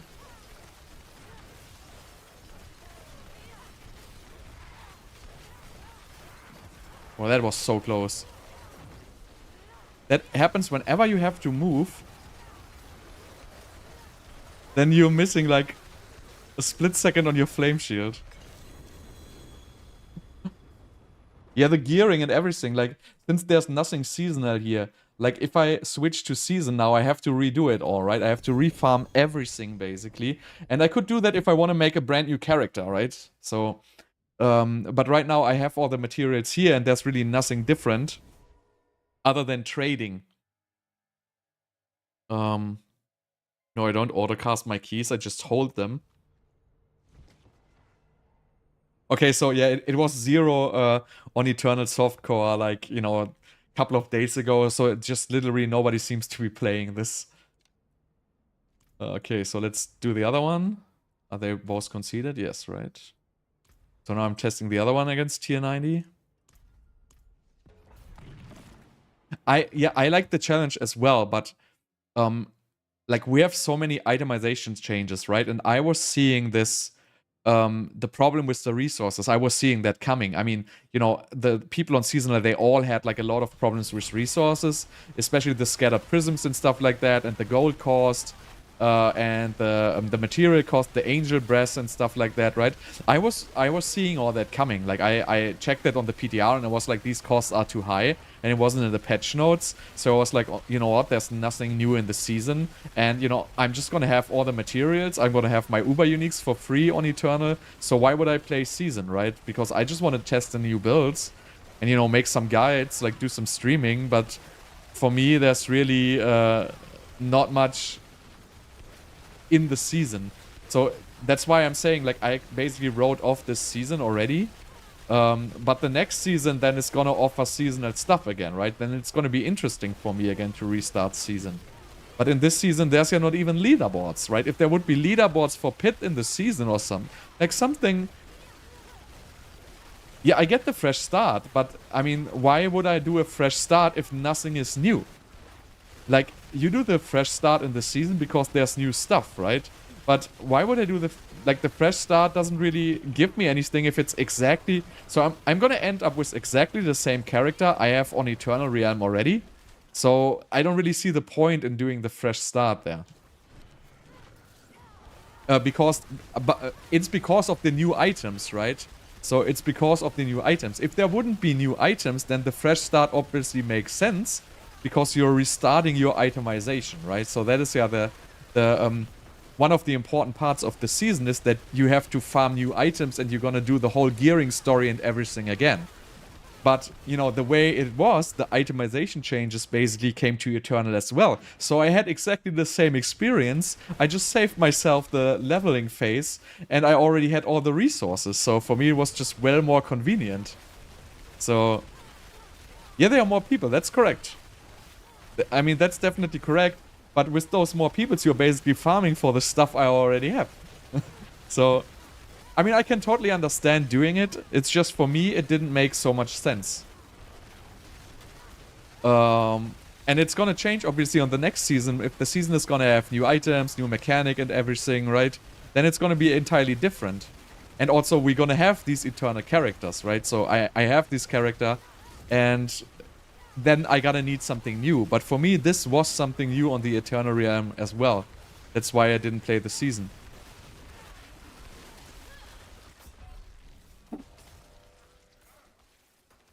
I don't know.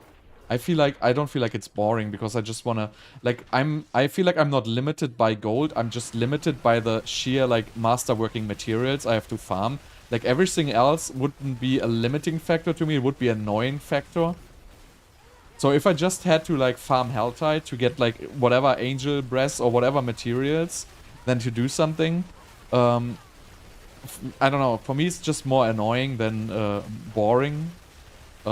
Because I still have to do exactly the same than everybody else does, right? I have to farm the pit for the masterworking materials because that's gonna be the major bottleneck for building your character.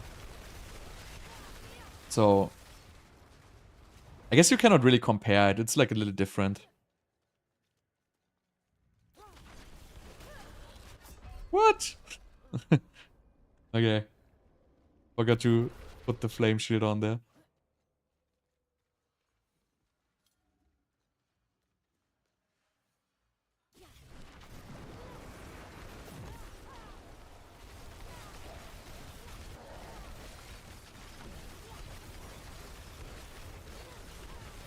So I guess this goes significantly slower, actually.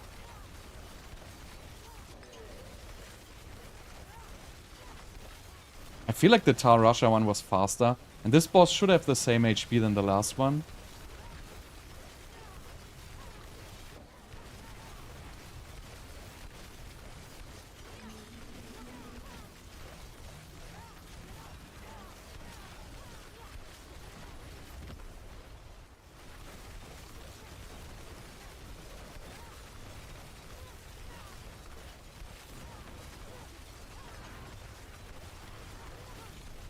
Why is... What?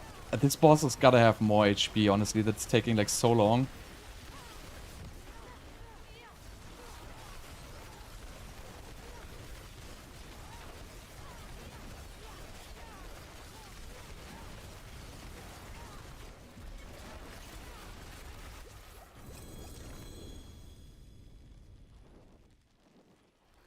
Yeah, no, you should just be able to choose, honestly. Like, I don't understand the tempering RNG. I feel like it's too much RNG. You should just be able to choose whatever you temper, honestly. I don't really like the RNG on that at all. Or you should be able to put like a weight on something, or, you know, at least for like a high price, you should be able to reset.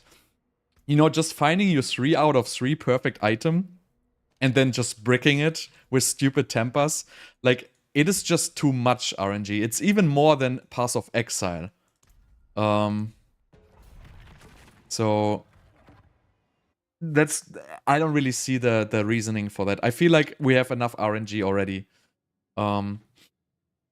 Yeah, but here's the thing, right? The chances that you're bricking your 3 out of 3 are actually pretty high. It is not like, you know, the chances are low. If you need a certain stat, and that is on a 1 out of 6 temper, then chances are like pretty high that you're actually gonna brick it. Exactly. That's also what I'm thinking, because I'm also noticing that, because, you know, I play a lot, and I'm like totally out of base items. I cannot even find base items with 1 greater affix. I don't run a single... I literally have 1 single item with 2 greater affixes, and all my other items are 1 greater affix or even 0 greater affixes, because I cannot even find the bases I need.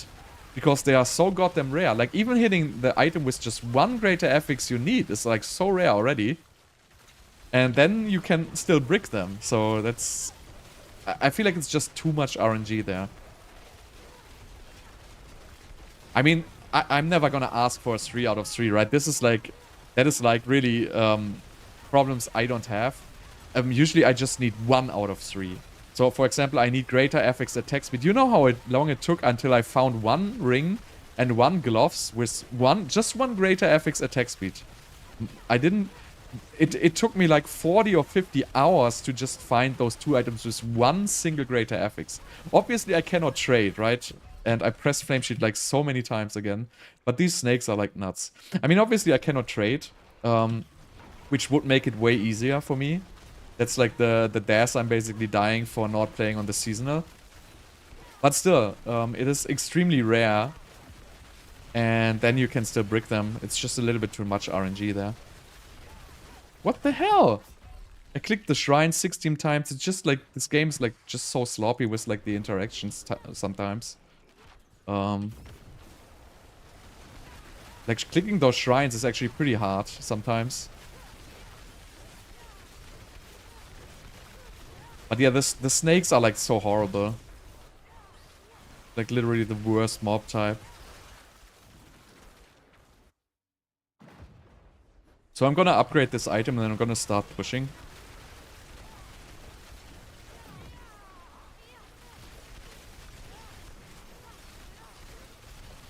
I don't even know what's happening here right now. It's just a tier 90. I'm like getting destroyed here.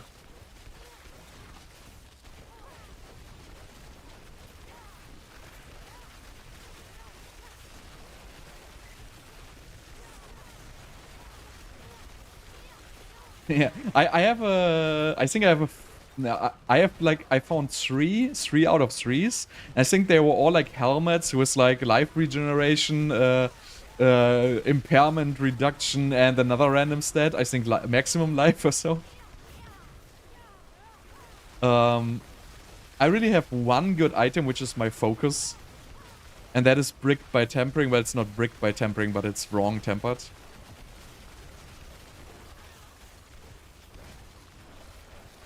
Yeah, the stupid stats are still in, right? Like, there's gotta be some of those.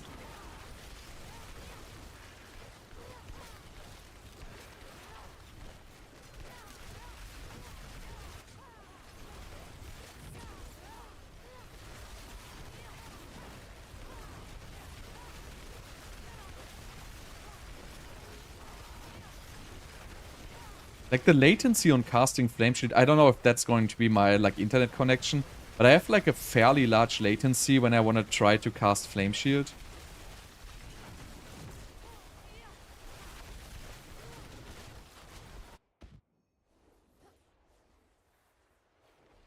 Well, that is a good decision if you have a lot of time and a lot of materials. I just don't have the time and the materials because I want to actually test the build. So if I want to test the build, I really cannot spend 50 hours plus just tempering like 4 or 5 items, right? I mean, technically, it would be the way to go to temper your items to 8 out of 12 and double hit the stats you want. Because, you know, for Shako, you know, the odds are actually not very low to do that. But, you know, it still might take you a long time, and it's still, you might not even get it at all, because you know what, in the end that is still RNG.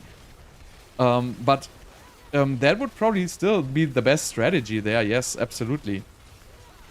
But you just gotta accept that for one item it might just cost you like a significant amount of resources to do so. And that's why I usually just settle for the first masterwork. I just take the first masterwork on the stats I want, and then I just upgrade it to the end from there. And then at some point, if I really want to min-max that through, then that is what I'm gonna do. But at this point, I cannot really do it. I feel like the damage is exactly the same, like, with the other one, honestly. It's super hard to tell without DPS.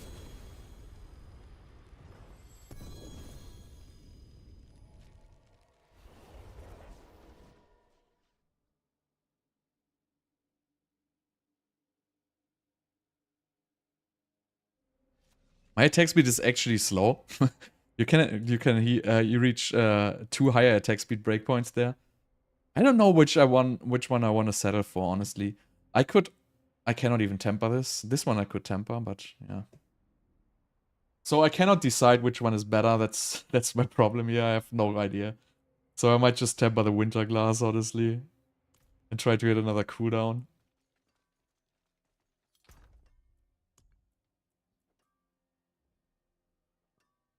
I mean, it's a 25% chance for a significant upgrade. And if I don't hit the cooldown, it's not gonna matter because mine is gonna be not better. And this one has slightly better stats here.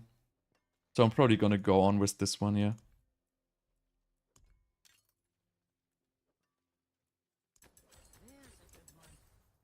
So this is a 10.5 from 11 to... Okay, so this is 0.7% less cooldown reduction, but I still have the chance to hit this cooldown reduction. So I know the odds are pretty low, but you know, that's what you gotta do. So I'm going back to farm here.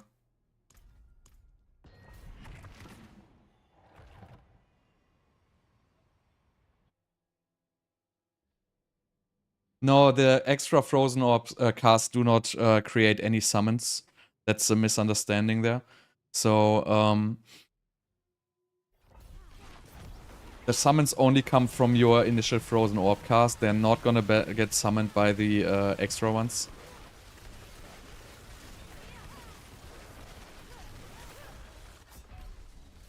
What?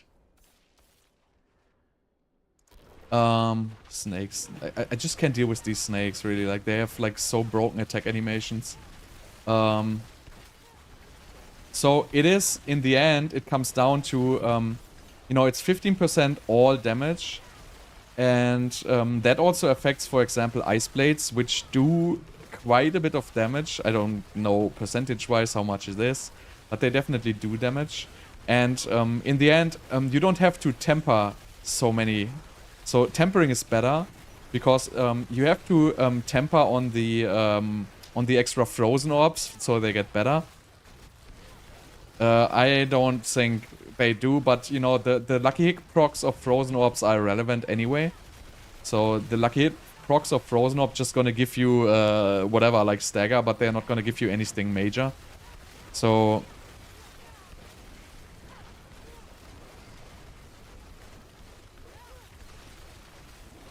Blizzard is better if you're not very high end.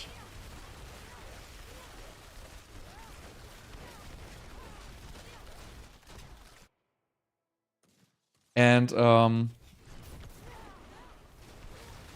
I mean, casting 20% more Frozen Orbs, does it really mean that it's 20% extra damage? It does not. Because there's stuff like Frozen Orb Enchantment, for example, right?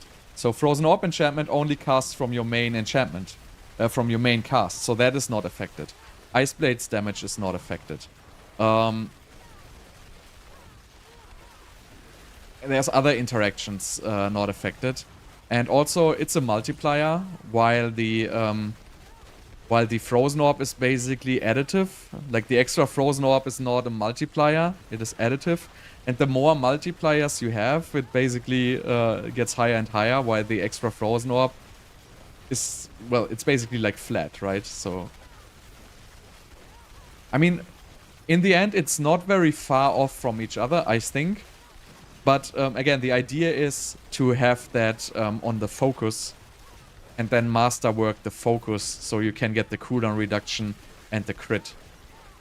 That is the most important part, because I right now have my focus used as giving me extra Frozen Orbs.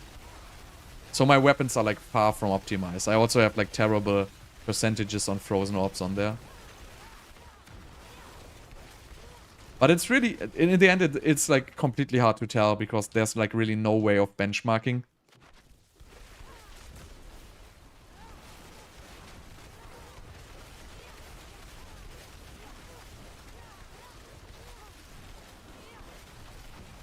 If you got lucky, star, frozen, orb, 4 affixes add up to 8. No clue what you're talking about.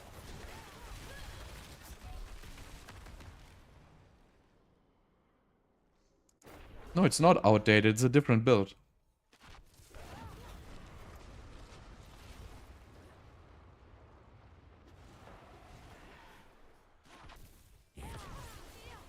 Again, this build, you can only play this build if you have at least 50 to 100 hours just farming the gear. This build is extremely high-end. This is really for pushing tier 100 pits. This is really like top end of the builds. It is extremely expensive to make. It takes a long time.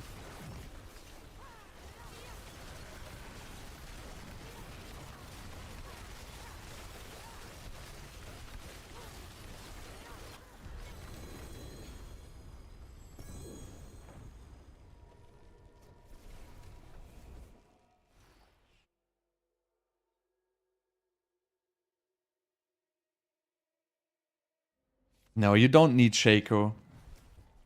Shako is just gonna be like 2 higher tiers or maybe 3 higher tiers you can farm. But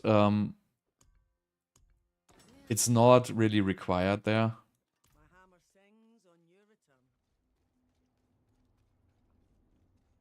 It really requires a bunch of gear. So it looks cool, but it's not for everyone.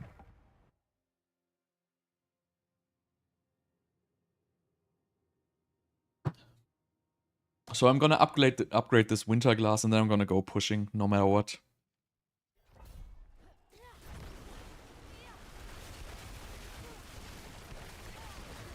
If I hit the cooldown reduction, I'll be happy. If not, then I'm just gonna accept that I'm gonna die a couple of times at the bosses.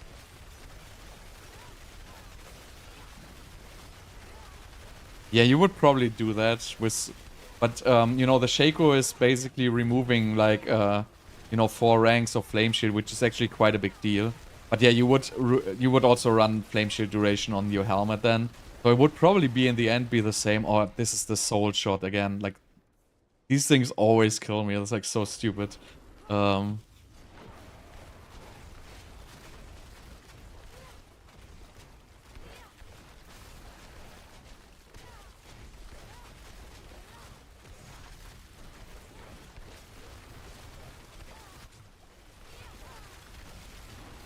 I have this temper. I just have it once and not twice. I have the temper for the extra frozen orb on my... Oh no, it doesn't produce conjurations. And, you know, I'm pressing Ice Blades all the time, and I have Ice Blades enchant as well. And I'm casting Hydras on right click, so you really cannot judge the number they are going up. Like, I'm creating conjurations from different sources here. So, yeah, you cannot dodge these. You just die. Like, that's the way of playing Glass Cannon. The other one is fine for killing 200 bosses. I'm not like, if you're still in the phase where you want to kill 200 bosses, this build is like, you know, this build is 50 hours after you kill 200 bosses, okay? If you're still thinking about killing 200 bosses, this is not the build for you.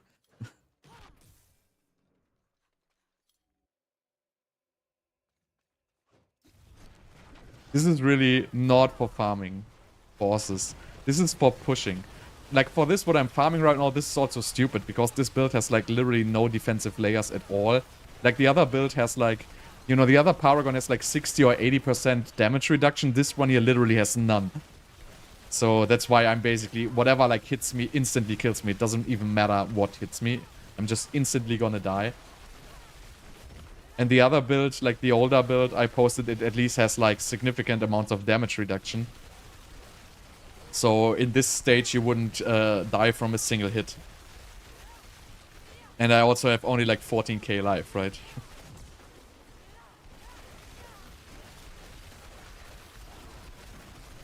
If you want to push the pit to your limit, this build is for you.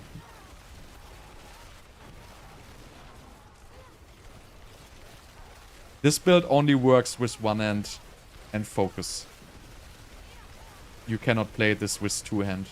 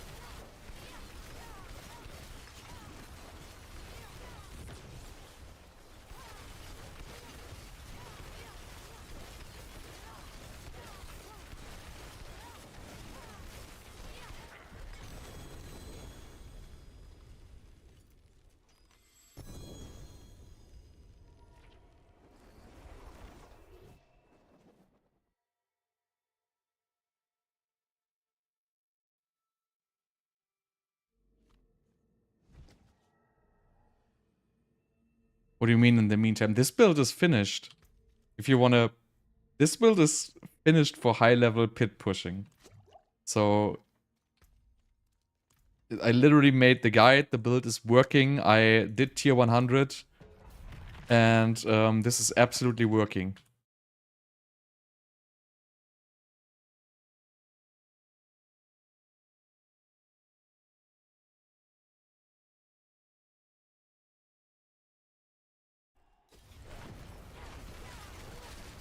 No, it's not testing. This build is... I mean, right now I'm not testing. I will test when I push. Because when I start pushing, I need to make adjustments. But the build guide is done for this. Like, exactly what I'm playing right now is the build guide in the description.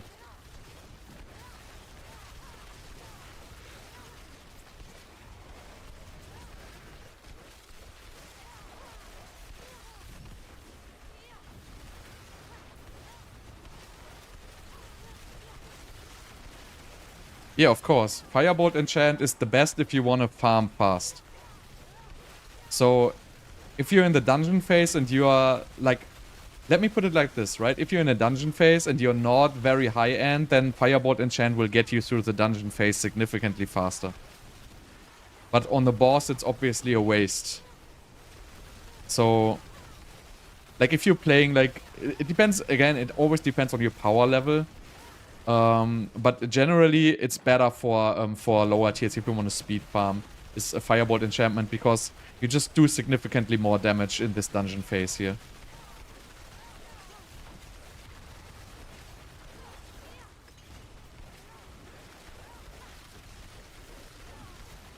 It's absolutely fine, like, playing Firebolt enchant.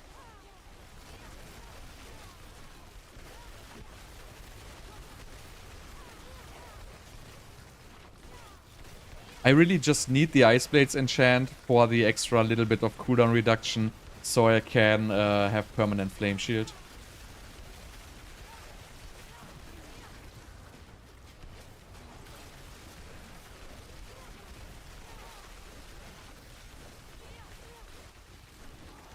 Nobody cares about other classes being imbalanced. Also, we are not done yet, so I haven't started pushing this. I have pretty terrible gear, so don't underestimate this build. I don't know how high it can go. I don't know the scaling of the pit HP. But I wouldn't give up on Sorg yet.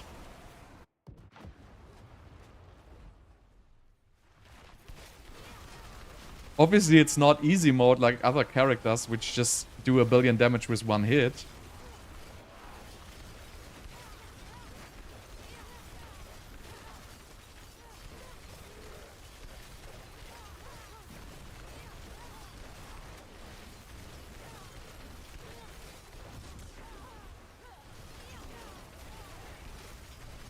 But it all has advantages and disadvantages. Like Sorg, for example, is like 15 million times faster in Helltide and stuff like that. Which also, like, you know, means a lot for a lot of people, actually. Not for me, but... Oh, look at this. Greater FX chest armor. Now, of course it's easy mode. So, you're supposed to stay in this boss fight for 7 minutes. So, if, like, doing a billion damage with one hit isn't easy mode, then what is easy mode? I cannot tell you how far Fireball goes. Fireball is... I mean, I have to redo it with all crit damage, but, you know, it has no defensive layers and no infinite flame shield. So, it probably has not very high potential.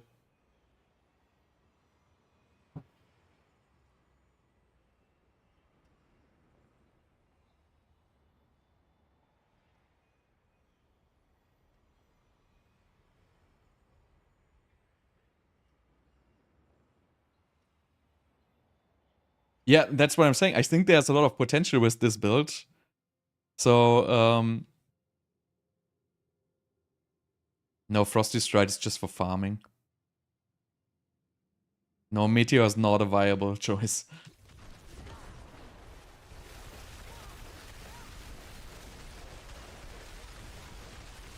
So you have a video of somebody with you talking about firebolt, not fireball, dude. Correct? This is a difference. It's a big difference.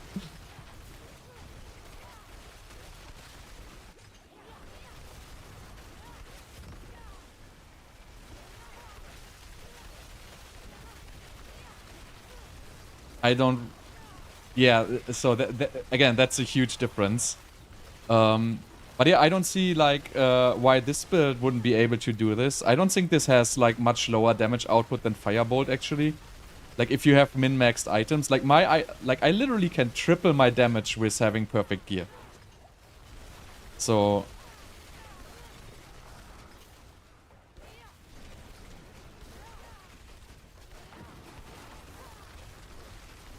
I don't think that's true, honestly. I don't think this build is so far behind Firebolt damage-wise. Also, you always have to look in these videos if they did it with Holy Bolt Elixir or without, right? So, a lot of these kills are just Holy Bolt Elixir fishing for bosses which spawn minions. And the builds itself actually do only like 20% of the damage and 80% come from Holy Bolt. So, yeah. I mean, I don't see, like, why wouldn't Firebolt be able to push, like, 118? Like, these Chinese guys are crazy, dude.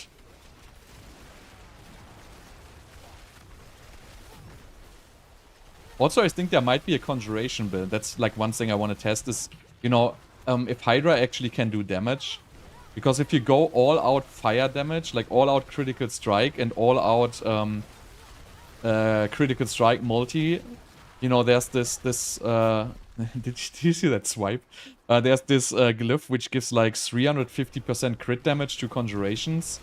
And you can have, what is it, a total of 8 Hydras or 9 Hydras out at a time right now. Right, so I didn't test that, but I think if you play Frozen Orb Hydra and then actually scale the Hydra damage and just use the Frozen Orb for CC and Permanent Flame Shield, I think it could do crazy damage. I mean, I didn't test that yet, but Hydra scales quite good with fire damage.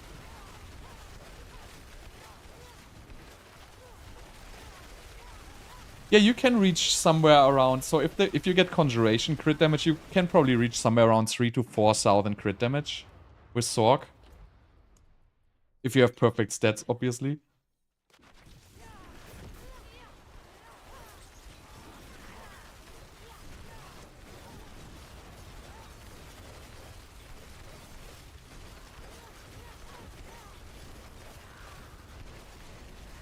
Obviously, instant disappear.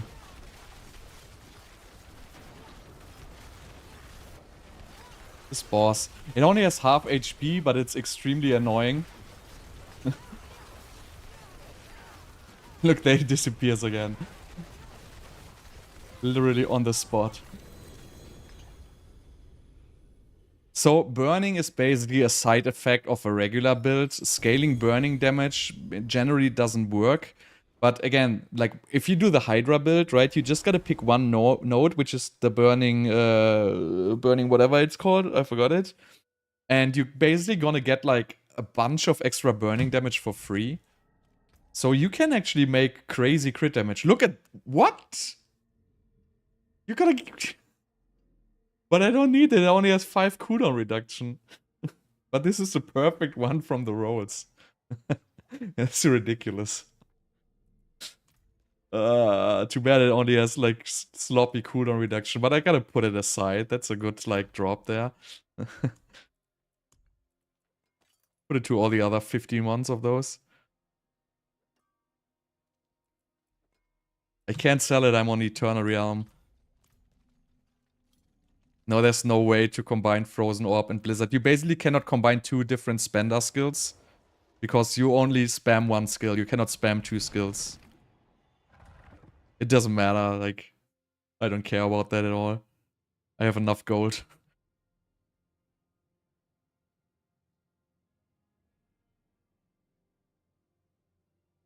I think pure Conjurations could be a working build. I mean, pure Conjurations with Winterglass and Frozen Orb to get the Conjuration Mastery stacks. Because, you know, if you have 8 Hydras out, you're basically AFK, right? So you gotta do something. And then what you're gonna do is you can cast other Conjurations, which give you the Conjuration Mastery stacks, and you can use that basically to reach permanent Flame Shield. And that might actually do good damage. That is like one thing which I want to test, actually, how good it scales. Because it really, crit damage scales very, very high for fire. And 8 Hydras at maximum attack speed actually do quite a bit of projectiles. So if you can get them to hit for like 500k a bolt, that would be like 50 million, you know, every half a second or something like that. But I have to try that though, if that really works or not. I just feel like there's a potential that it can work. Because it just has good synergies and it has permanent flame shield, like just like this build.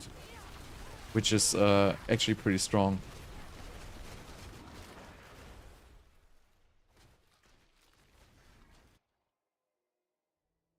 You're welcome, bro.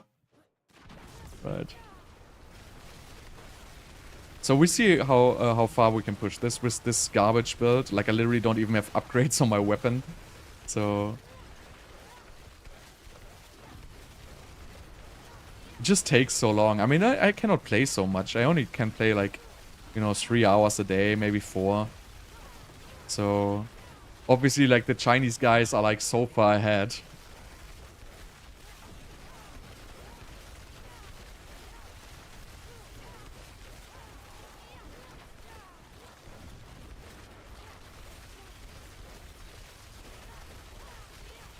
Oh, I wanted to get the shrine so badly. I hate this glass. Like, I really hate playing glass cannon, but there's literally nothing there.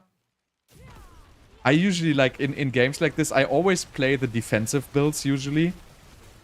But there is just none. So, how good is this build without Ubers? Probably not gonna work very good. This build is very high-end, so if you cannot farm Ubers, this is not your build.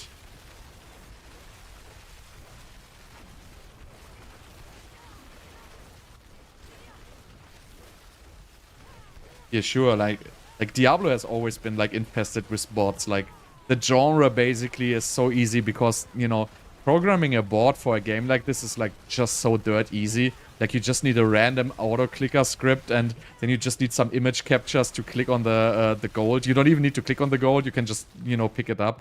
So that is always a problem of games like this, right? They automatically get infested with bots. But it doesn't really hurt, I feel like. The duping hurt way more.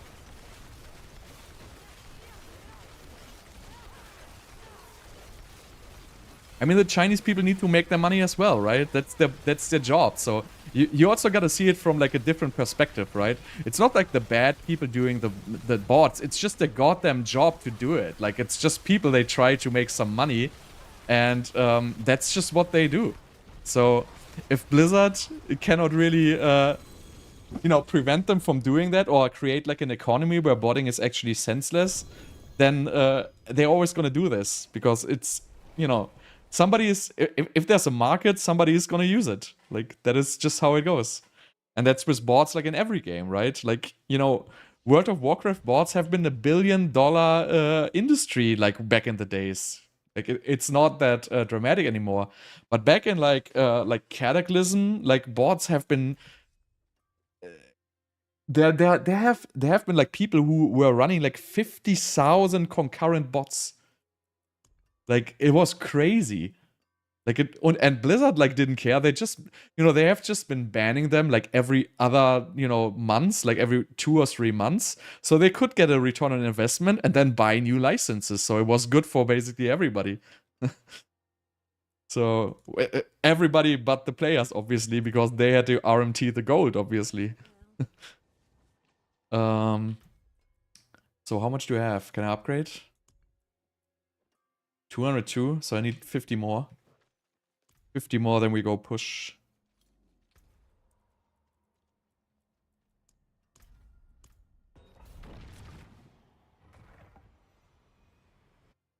I never played RuneScape though.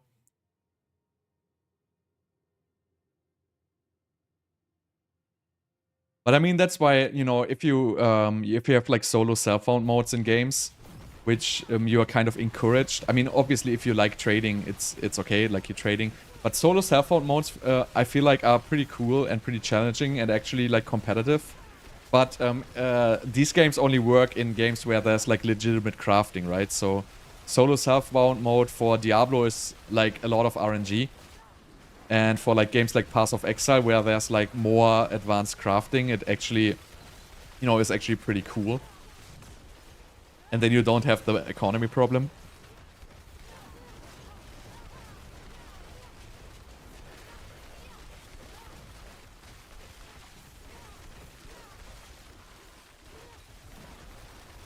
Also, like, Diablo 3 bots were wild in the very beginning. Like, there was this Demon Hunter, which I remember there was like the first bot. There was like a Demon Hunter doing, I don't know how the skill was called. Like, it was like this whirlwind, whatever. And he was going through the very first level and was like destroying like those pottery. And would drop like an absurd amount of gold. So everybody would be doing like auto IT, auto clicker scripts to pick up all that gold. It was pretty crazy. I have lag right now. Hope it's gonna go away.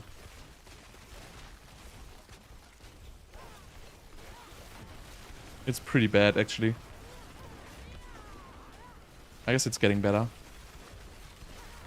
I have crazy rubber banding.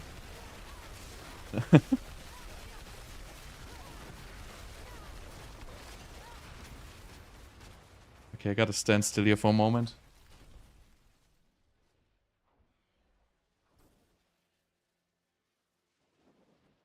"260 milliseconds latency. Come on, what is this? Gotta go down.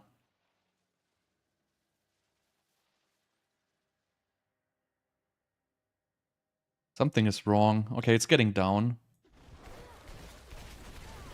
Let's see. Guess it's fixed. Yep. Alright, let's go. Oh, it's not even the boss. I thought it was in the boss room.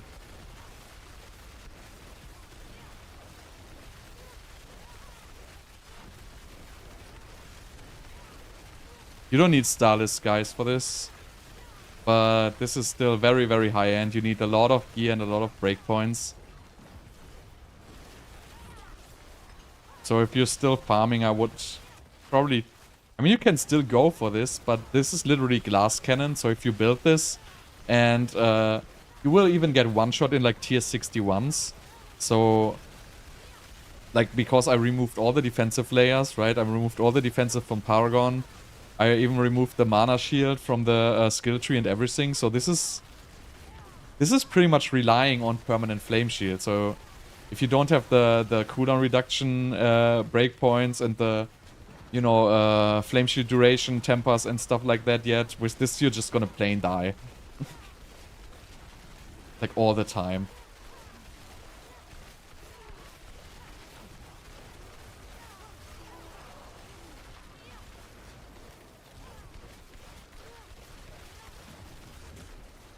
I hope I hit the cooldown reduction on that Winterglass, man. That would totally save me. That would totally bring me over like the cooldown problem, or the flame shield cooldown problem.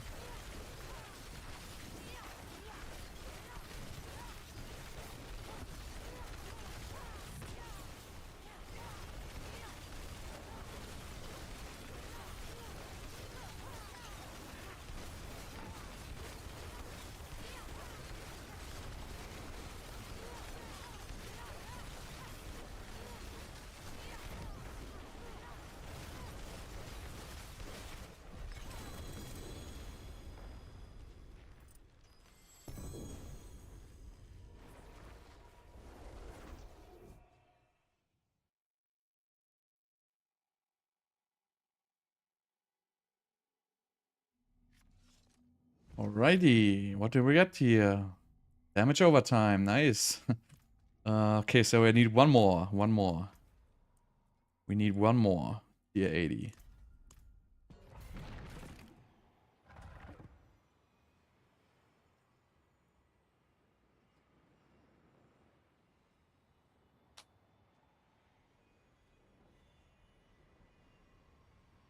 I would not recommend running that. Well, I mean, with two-hand, you really cannot run. I mean, you can run it, but I do not recommend.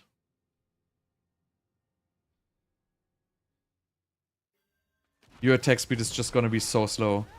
I mean, you can do it, but you have to run Asus Ferocity.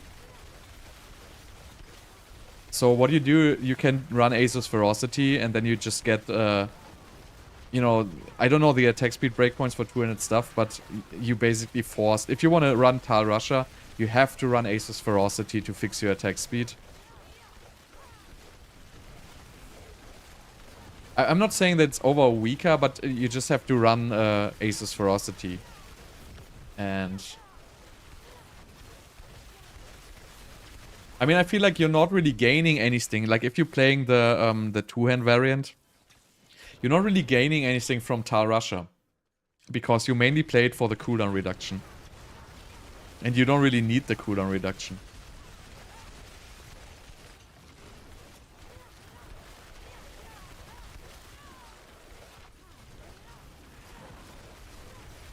Yeah, 75 in 2.5 min is pretty good. I mean, I can do like 80s in like 3 min, so... if I don't die all the time. But I would have to revert back to Fireball, but I want to do like the pushing. Like this build is not so good for farming anymore, because you just die too often. The good thing is if you're playing the regular build, you still have like 60% damage reduction, so you can actually take like a couple of hits. Especially for the bosses, like, you know, I die like one shot for the bosses before I even start Flame Shield sometimes. And these snakes are like just crazy. Yeah, I mean, I would say so, yes, because it's just the attack speed problem.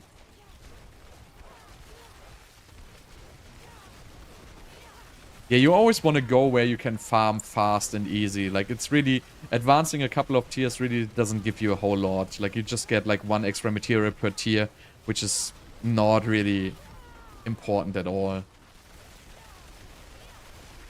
So really, the finishing time is most important, I would say.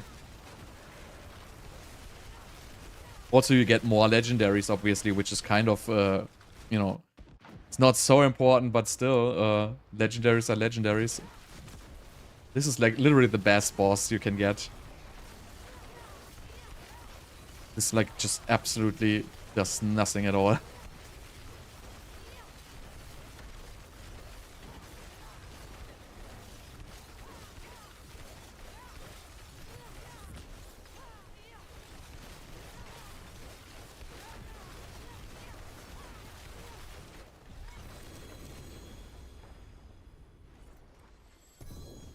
Okay, I got to gamble, so I can upgrade now, I guess.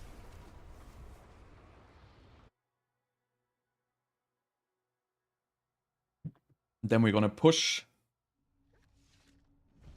Alright, wish me luck. Wish me luck for the cooldown reduction. 25%. That's my odds. Let's go. 25%. 25%, here we go. God damn it! Obviously, I get absolutely nothing. So, but I think I'm gonna use this. This is gonna 0.7... this is gonna remove my... like, it's gonna remove 0.7 cooldown reduction, but I'm gonna get 3% more frozen orbs. No, they cannot. I tested this for a long time.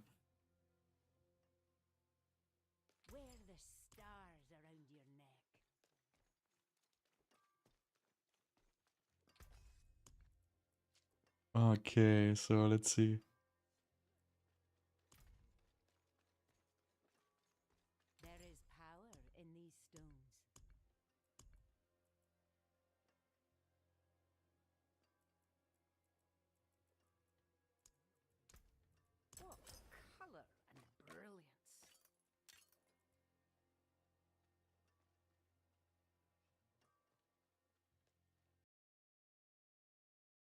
I'm gonna watch it.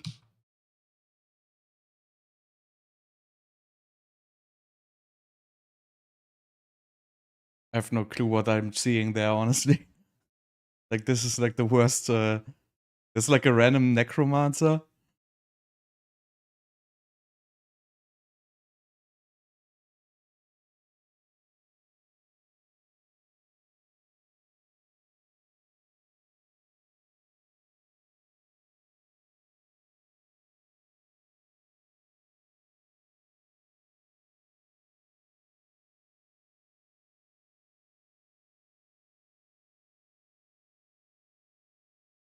Yeah, you can only get one. Like, it's a wasted stat.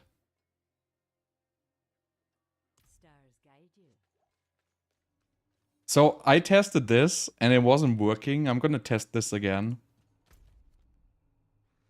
This was literally the first thing I was testing because they wrote that it doesn't work. And let me see.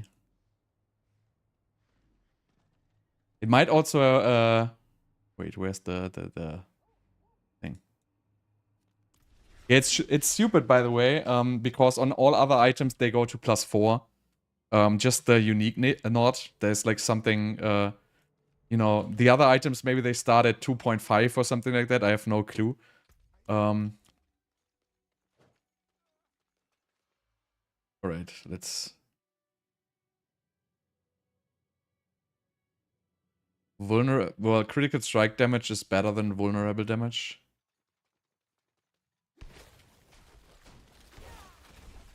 Wait, so you would have to remove the Frozen Orb enchant first, right? So...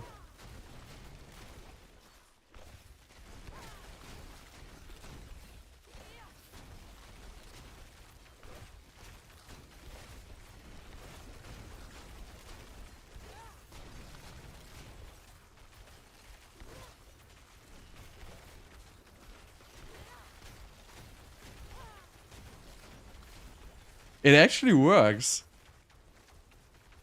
So this didn't work before. Or maybe it worked. Like, I literally tested this for like 15 minutes and I didn't get it to proc like once.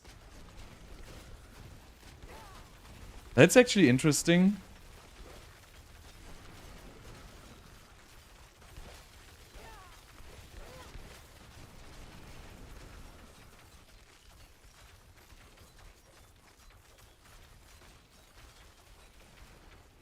That would actually make the other wand better. Why is critical better than vulnerable? Because it's a higher multiplier. Vulnerable is only times 20% and critical strike is... Well, in this build, vulnerable is times 50%, but critical strike is times 71%.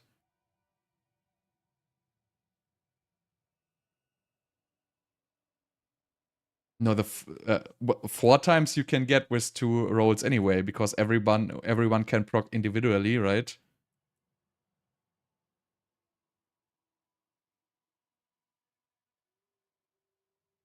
So I would assume you can proc 1 enchant and 2 extra frozen orbs from both procs. But that was my assumption. Maybe it is not like this. Maybe the procs get added together.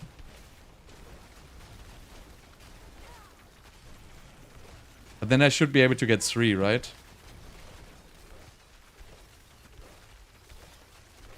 Yeah, so it doesn't work like that.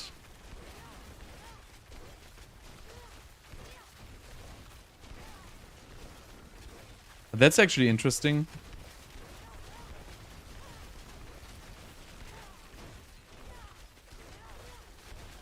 Doesn't change anything, like, it's like this have like 50%. So I don't have the Frozen Orb enchantment. So this one would then... Well, technically, so you could get 4. Right, I just got 4. So you would get 2 in the front and 2 in the back, basically, right?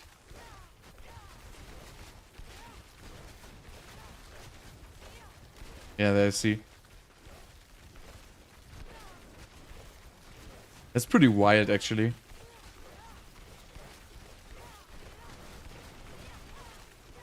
I don't know what Sorg fixes. Like, it doesn't change anything.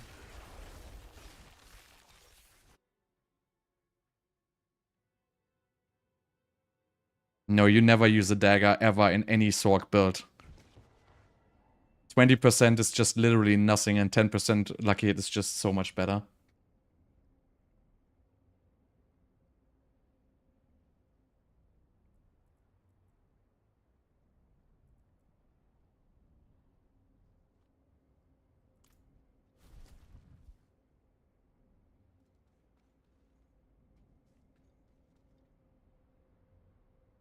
Not even ball lightning.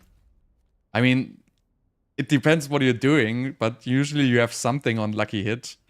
But again, we're talking about 20% additive, right? So even then, this stat is completely irrelevant, okay? It doesn't mean anything. It doesn't matter if they have a dagger or not. It is 20% additive damage. That is literally... Look, you have 1500% additive, and you add 20, right? That is not even 0.1%. It's really irrelevant. So, it really doesn't make any difference whatsoever. Like it is so small. I don't know whoever like min-maxes that, but in this build the lucky hit throws frozen orbs. So in this build, it would be like 15 million times better to just get the 10% lucky hit from your wand. There might be I don't know if Dagger can roll different stats on it. I haven't checked that actually. Maybe that would be a point there. But I don't think that's true. I've never checked that though. Do we have a dagger even? So if a dagger could get different enchantments. No, it's the same.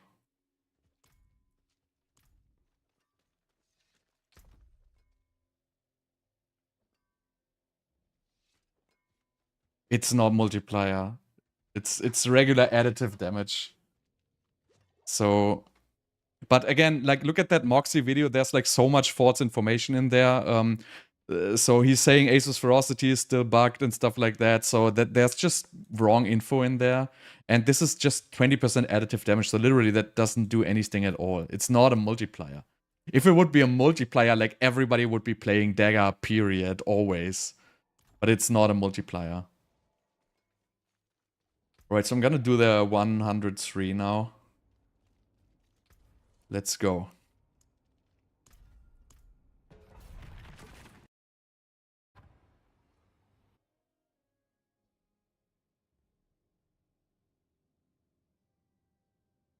The third enchantment slot doesn't matter because I'm having even trouble filling 2 because the enchantments are all so bad. Alright, let's see what we get here.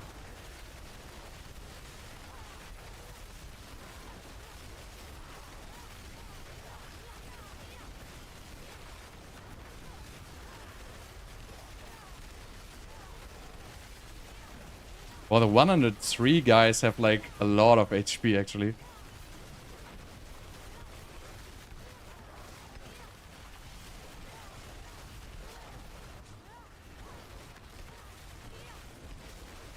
Gotta get some bigger packs here.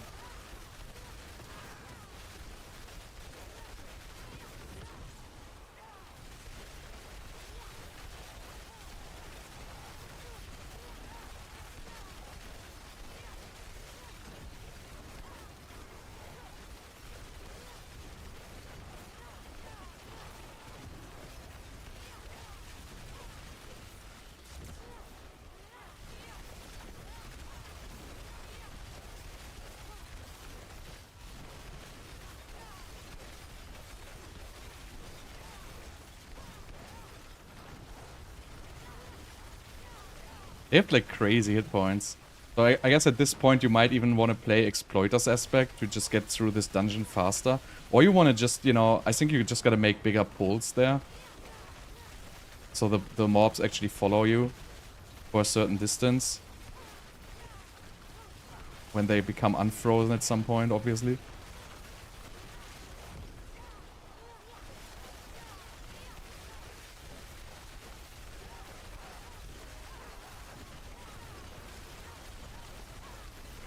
But this is also like the worst monsters because the vampires, they don't stack. They just keep running away, so it's like pretty bad for this build because you cannot really AoE them down.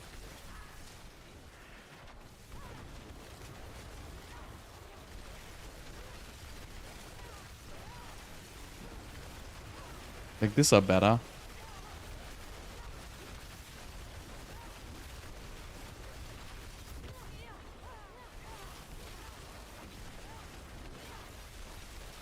But I mean, you can still, like, you know, this is 103. And my damage is like dog shit.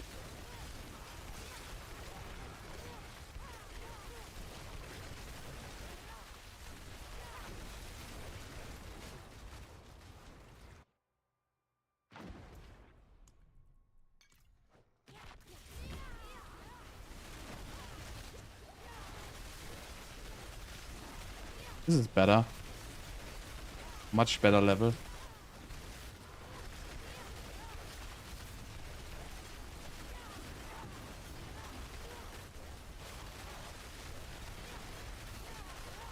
Where's the buff guy?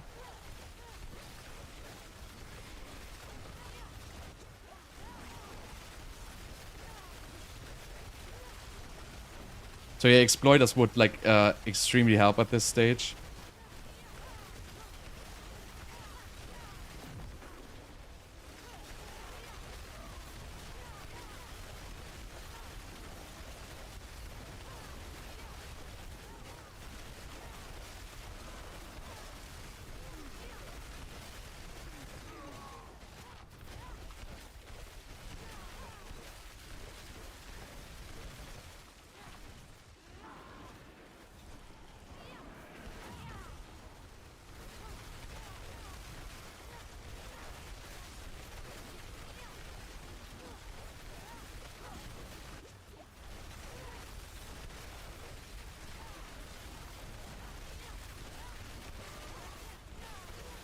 Wonder how far you can actually drag these with you. I guess you can do like fairly big pulls with this. I think these are following you for quite a while. But you cannot drag them out too far because your ice blades are gonna stop hitting. And you're gonna basically get on your cooldown. And then you're just gonna die. But this is already taking a very long time. Like, exploiters would basically add like 40% clear speed to this. By just, you know, maybe losing 5% damage on the actual boss. So that would definitely be a better decision for this tier.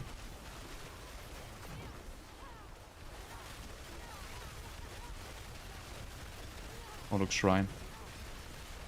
Take that.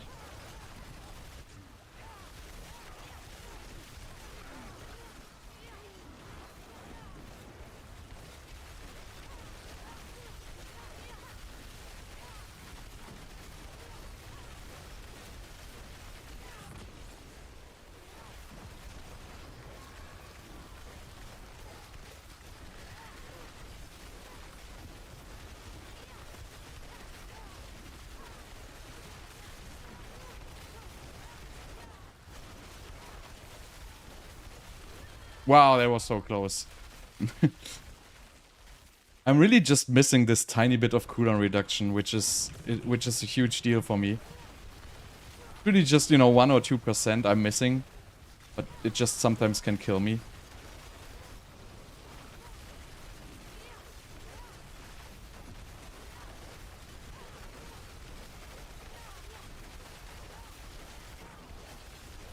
These guys are wild.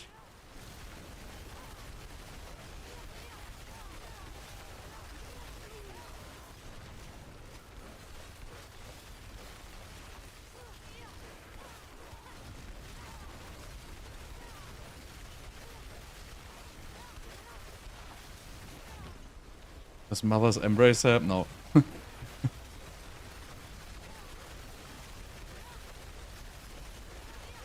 Does Blue Rose help? No. Alright, let's go, boss.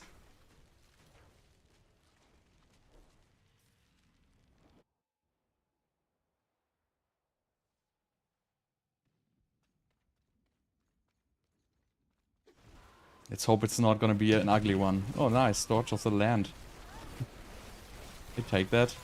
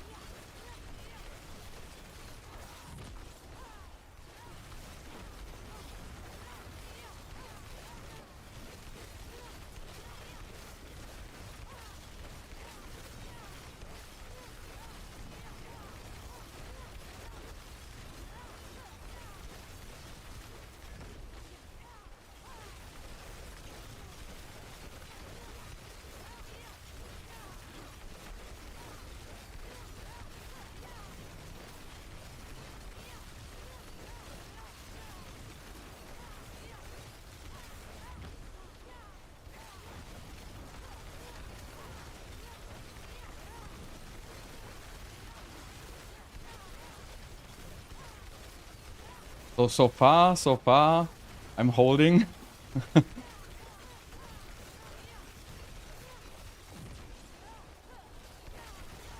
Just gotta keep smashing those buttons.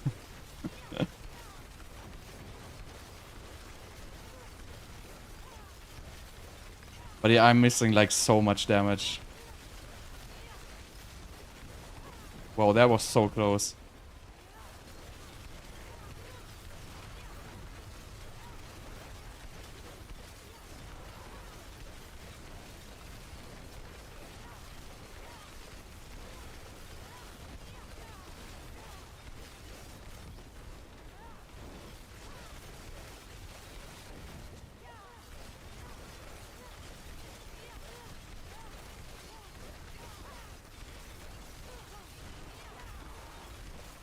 So I think the scaling is like 33% per pit level.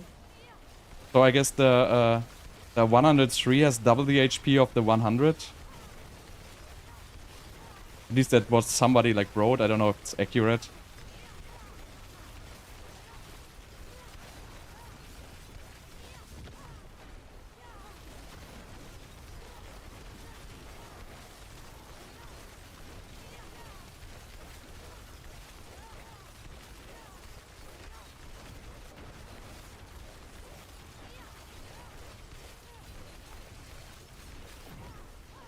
I mean, we'll see. I will still have like, what, 5 minutes left even on this fight, right? 4:53. Well, that was a bad click on my flame shield there.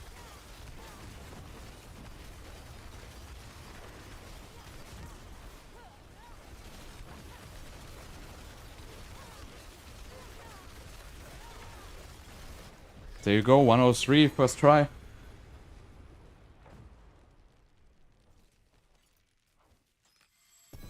Still 5 minutes left, so...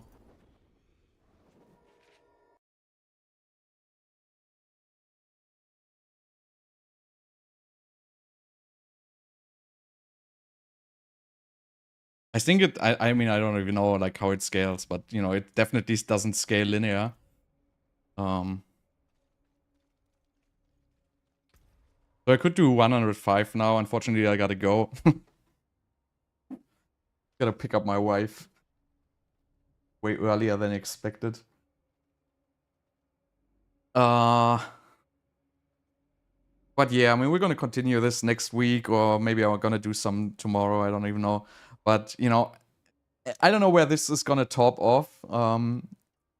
Probably at like 106, maybe 107. I don't know exactly. I have to try. But I mean, I guess, you know, at this point, you know, I can prove, you know, it definitely works, right? Like the 103, I still had... So on the 100, I had 7 minutes left. On the 103, I had 4 minutes 30 seconds left. So I would assume I can get 106 or something like that.